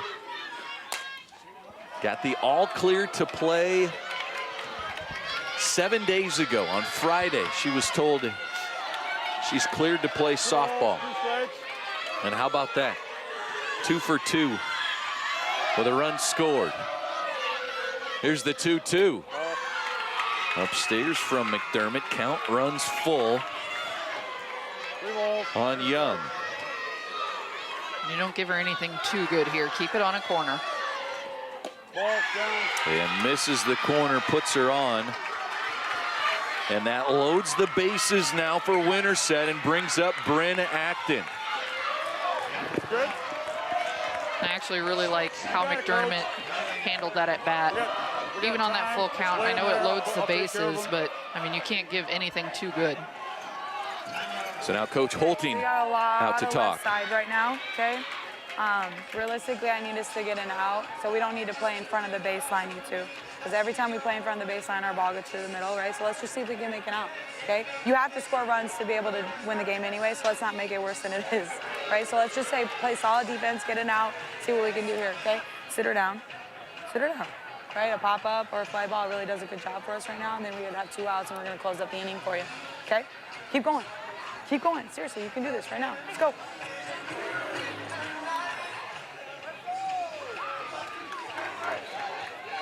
Such a calm delivery from Coach Holting.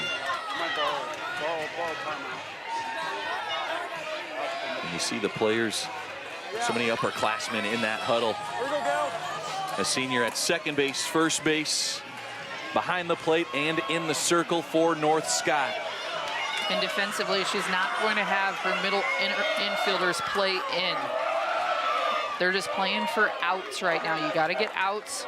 And as she mentioned, we need to score a couple to win anyway. So let's focus on getting outs right now. Let's shut this down and get the bats back in our hands. Here's a fly ball to center field. Going back is Brader. It's over her head. 1 run will score. Around third, coming home, play at the plate, and she's out at home. Olsen gets gunned down. 1 run is in for Winterset. Yeah, it would have been, but the ball beat her. RBI for Acton. And Coach Corcoran here is talking to home plate umpire Mark Amadeo, asking, was that obstruction on the catcher? And a great play by Brader in center field to get that in. And since she had the ball, that is why there was no obstruction, and it is out. So 2 outs, but Winterset gets an insurance run. Makes it 5-2. Right behind you, right behind you. 15, coach. And a substitution into run.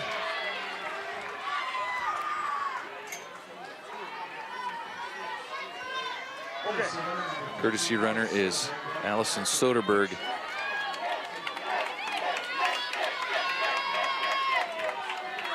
And so Neela Applegate to the plate. Ball.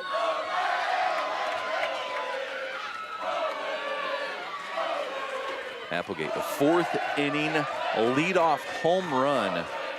Got the scoring started for Winterset.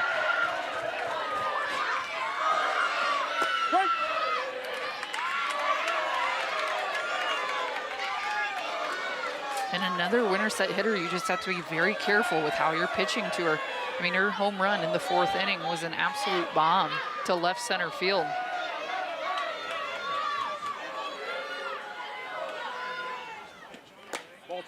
Here's the 1-1 just off the plate.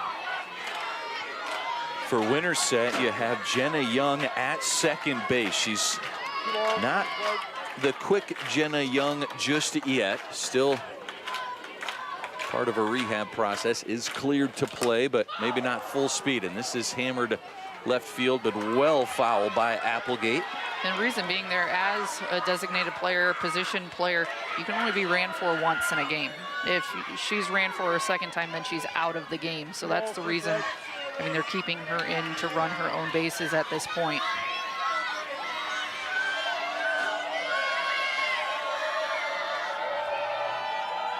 To the count, popped up to the infield. Robertson, the second baseman, underneath it, makes the catch for out number 3. Winterset adds an insurance run. 5-2. Let's listen in. That you have to do it as a group, okay? And you got to do it one by one, okay? You have done it. You have scored more runs than what you need right now, but you can do it. You have to believe it. You have to see it happen in your head first. Pick each other up, okay? I don't want to see any long faces. Let's go. Come on.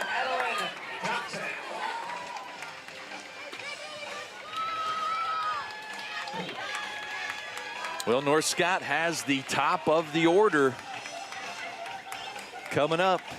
Sydney Skerich will lead things off. Will be followed by McKinley Toohey. You see right there. And as Coach Holting said, the key right now, you have to do it one batter at a time. You do it as a team, but it's each person just does a job. They've scored more runs in an inning this season. You only need 3 right now.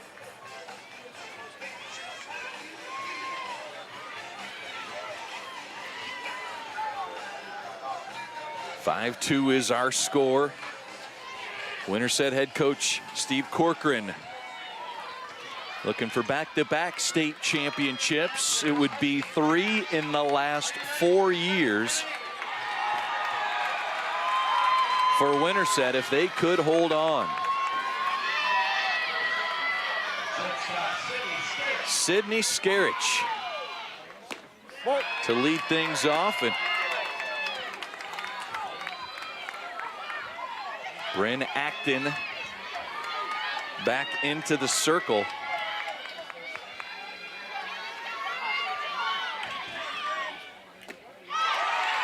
Swing and a miss by Skerich, 1-1 the count. Skerich a single and a run scored back in the 5th. In all game, she's been driving the ball to the left side of the field. Best batting average of all 4A state qualifying players. And a single to start the 7th.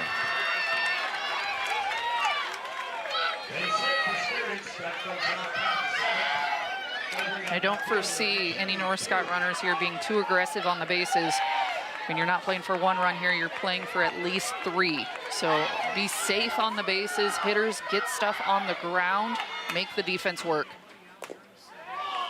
McKinley Tui fouls that one left side.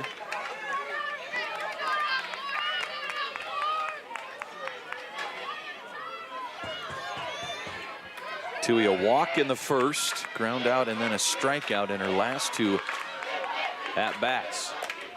This is slapped left side. Tough play for Applegate. The throw not in time. Back-to-back singles to start the 7th for North Scott.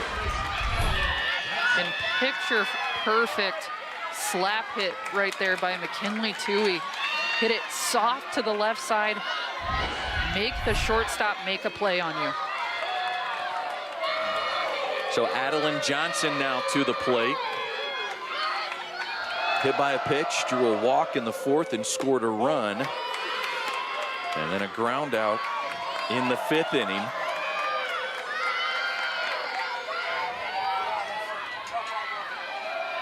Johnson had a huge semifinal game with a triple and a 2 RBI double. Swings through strike 1. Good pitch from Acton. And on deck right now, you have the very dangerous Maddie McDermott. Remember last time she was intentionally walked. So if Adeline Johnson finds her way on base here, Winterset has a tough decision to make.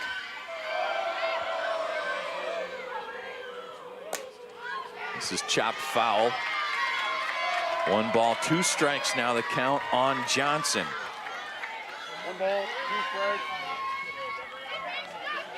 Bryn Acton. The sophomore came in, pitched the 2nd, 3rd, most of the 4th inning. Back in the 6th and here in the 7th. Here's the 1-2.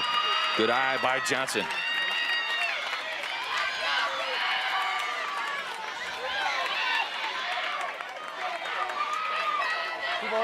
Johnson, the freshman 3rd baseman, hitting in the 3 spot for North Scott. Here's the 2-2. That one's fouled 3rd base side. Right now, just continue to fight off pitches.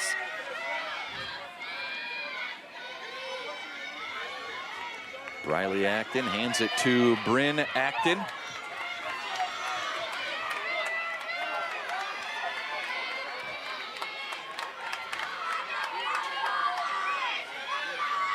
Here comes the 2-2 pitch. Fouled away, we'll do it again.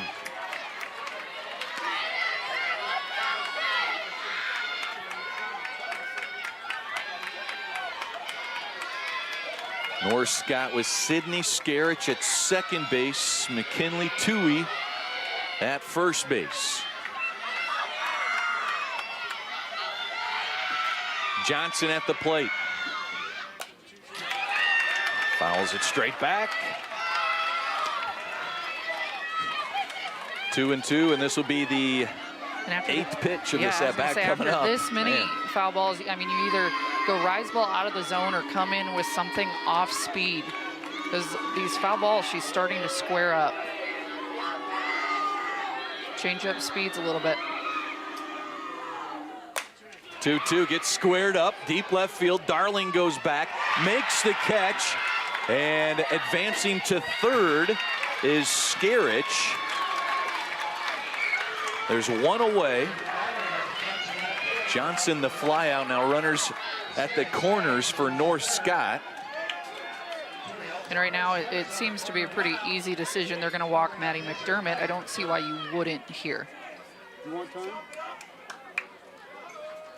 Coach Corcoran with the gate half open. Conference. And we're going to have a conference here. They may talk about it. What do you do with Maddie McDermott? You know, today she... I think we're going to stick this kid on and take our chances, all right? And And if we have to, we'd give a run for an out in a heartbeat, right? Yep, let's go. Okay. All right, so that's what we're going to do. So just play your regular position, and if we get a ground ball, we're going to take one of the bases and get a force out, okay? All right, here we go. First one. First one. What? You will? Okay. Coach is going to put her on. We're going to put her on. Put her on. So another intentional walk for Maddie McDermott. In that situation, I mean, realistically, it's just smart softball. You have a force at every base now.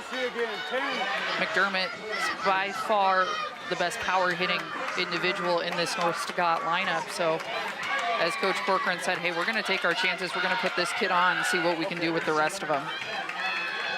She has the ability to tie the game with one swing of the bat, so they put her on first, and Natalie Neighbor, the runner. First pitch strike to Kylie Wainwright. And now the third time in this game, North Scott has the bases loaded.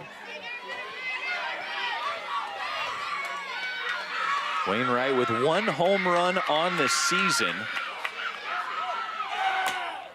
There's a grounder, slow roller, tough play. Makes the throw across the diamond to get Wainwright, and there's 2 outs. 1 run scores as Skerich comes across the plate. And now you have the tying run standing at second base in scoring position here. Smart defensive play there by Winterset, by Bailey Acton. Just get the out. Because if she's trying to go for there, likely that runner is safe with how good of a jump she had from third. Briley Acton, the senior.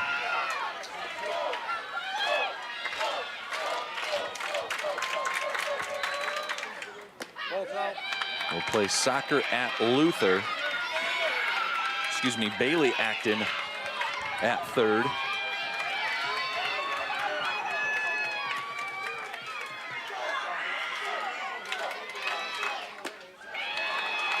Carly Brader, the batter. Ground out and 2 walks in this game, and 2 balls, no strikes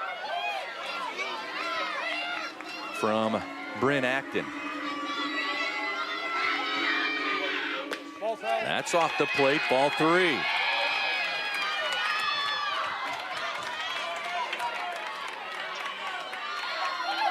No strike. A 2-run game. Here's the 3-0. Right down the middle for strike 1.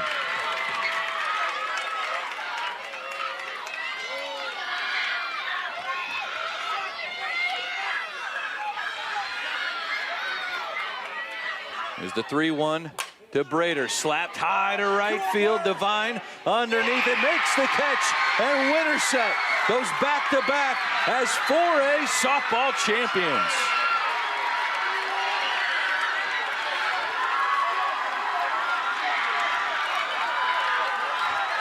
Winterset does it this year, just pitch by committee, 13 hits in the game.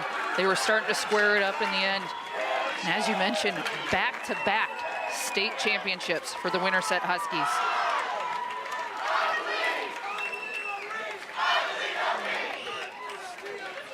North Scott, runners-up in 2019, now runners-up here in 2023. And for Winterset, their 3rd state championship in 4 years, winning in 2020, 2022, and now 2023. And it was just a different level of pressure, graduating so much from last year for Winterset. They didn't feel as much pressure to win as they did back in 2021. And settled in, and the offense, Allie, 13 hits, just against an excellent pitcher in Maddie McDermott. The level of confidence in this Winterset team showed this entire game. Not once did they seem rattled. Not once did Bryn Acton or I mean, anyone. Or Molly Breeding. They both seem poised in the circle. Very poised in the circle, but also just defensively. The plays made by Neela Applegate at shortstop. I mean, Jenna Young coming in this week and hasn't played all season and comes in, hits the home run in the semifinals. 2 hits today. Draws a walk, comes up with a much-needed spark, a little boost, maybe a little extra confidence, and that's how it feels to win the last game of the season. Presenting the Class 4A all-tournament team medals is softball administrator Jason Esslinger and executive director of the IGHSAU, Gene Berger. Here is your Class 4A all-tournament team.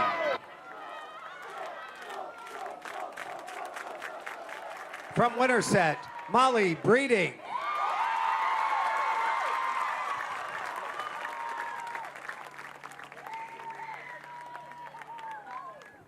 From North Scott, Maddie McDermott.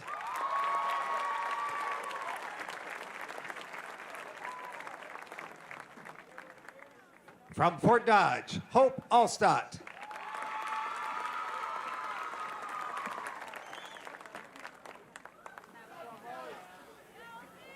From Norwalk, Maddie Goulian.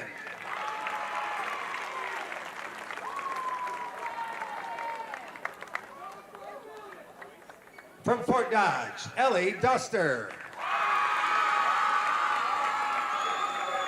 Awesome. Where the hell were you at? Up at, right sitting up. From Winterset, McKenna Olson. Oh, geez. Yeah, we were just sitting about 4 rows up on this side. From North Scott, Carly Brader.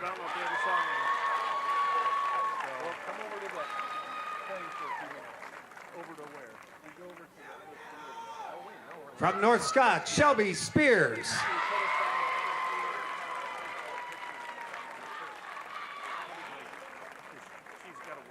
From Winterset, Neela Applegate.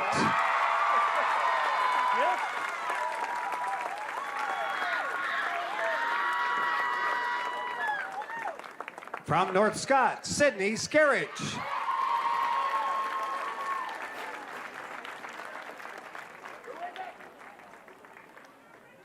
And your 2023 Class 4A All-Tournament Team Captain.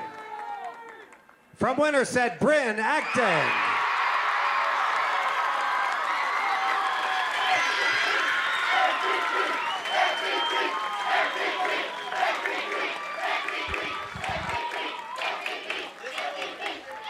The sophomore pitcher for the state champions, the captain of the 2023 4A All-Tournament team, Bryn Acton. It was back and forth in this championship game. Her and Molly Breeding both on the All-Tournament team, but Acton came in, closed it down, and got out of a jam in the first inning, some clutch pitching opportunities. When's the last time you saw 2 pitchers from the same team? Right? On an all-tournament team together. Granted, they brought the hitting with it. So, yep. I mean, not only were they outstanding in the circles, both of them had a great tournament hitting as well.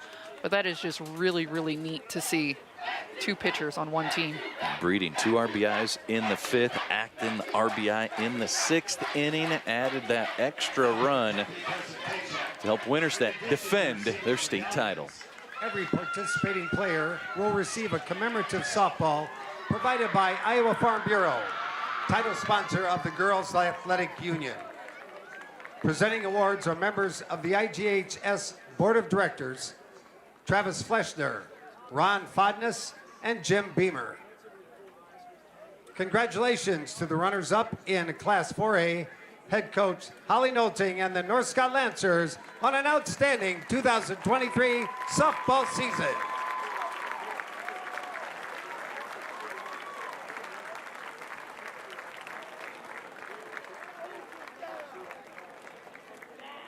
And presenting your 2023 Class 4A State Softball Champions, head coach Steve Corcoran and the Huskies from Winterset.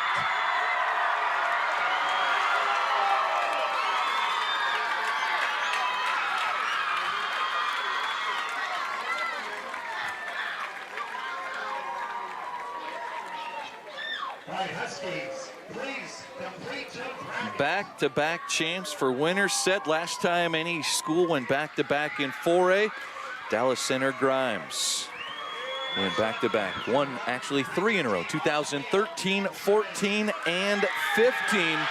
Will we see this Winterset team again in 2024? Who knows? But celebrate a state championship in 2023.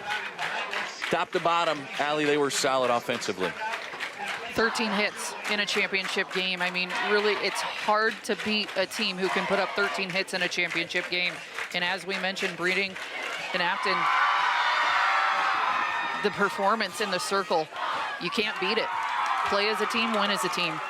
Absolutely awesome softball games. That is 2 championship games that we have underway. She's Allie Kappert. I'm Brad Wells. We thank you for joining us. We'll have Paul Yeager, Laura Leonard tomorrow. Number 1 seeds versus number 2 seeds in Class 1A, 2A, and 3A. It starts with 3A at 2:30 right here on Iowa PBS. Davenport, Assumption, and the top seed, Williamsburg Raiders. Winterset goes back-to-back and wins the Class 4A title, topping North Scott. That's your 7 seed. Winterset Huskies, state champs once again. Funding provided by Musco Lighting, the sports lighting specialist. Providing lighting systems for you, your project, and your community. The Pella Rolscreen Foundation is a proud supporter of Iowa PBS. Pella Windows and Doors strives to better our communities and build a better tomorrow. And by Fareway Meat and Grocery. For more than 80 years, Fareway has been proud to be an active part of the communities we serve. Learn more at fareway.com. With our Iowa roots and Midwestern values, Farmers Mutual Hale is committed to offering innovative farm insurance for America's farmers, just as we have for 6 generations. Farmers Mutual Hale, America's crop insurance company.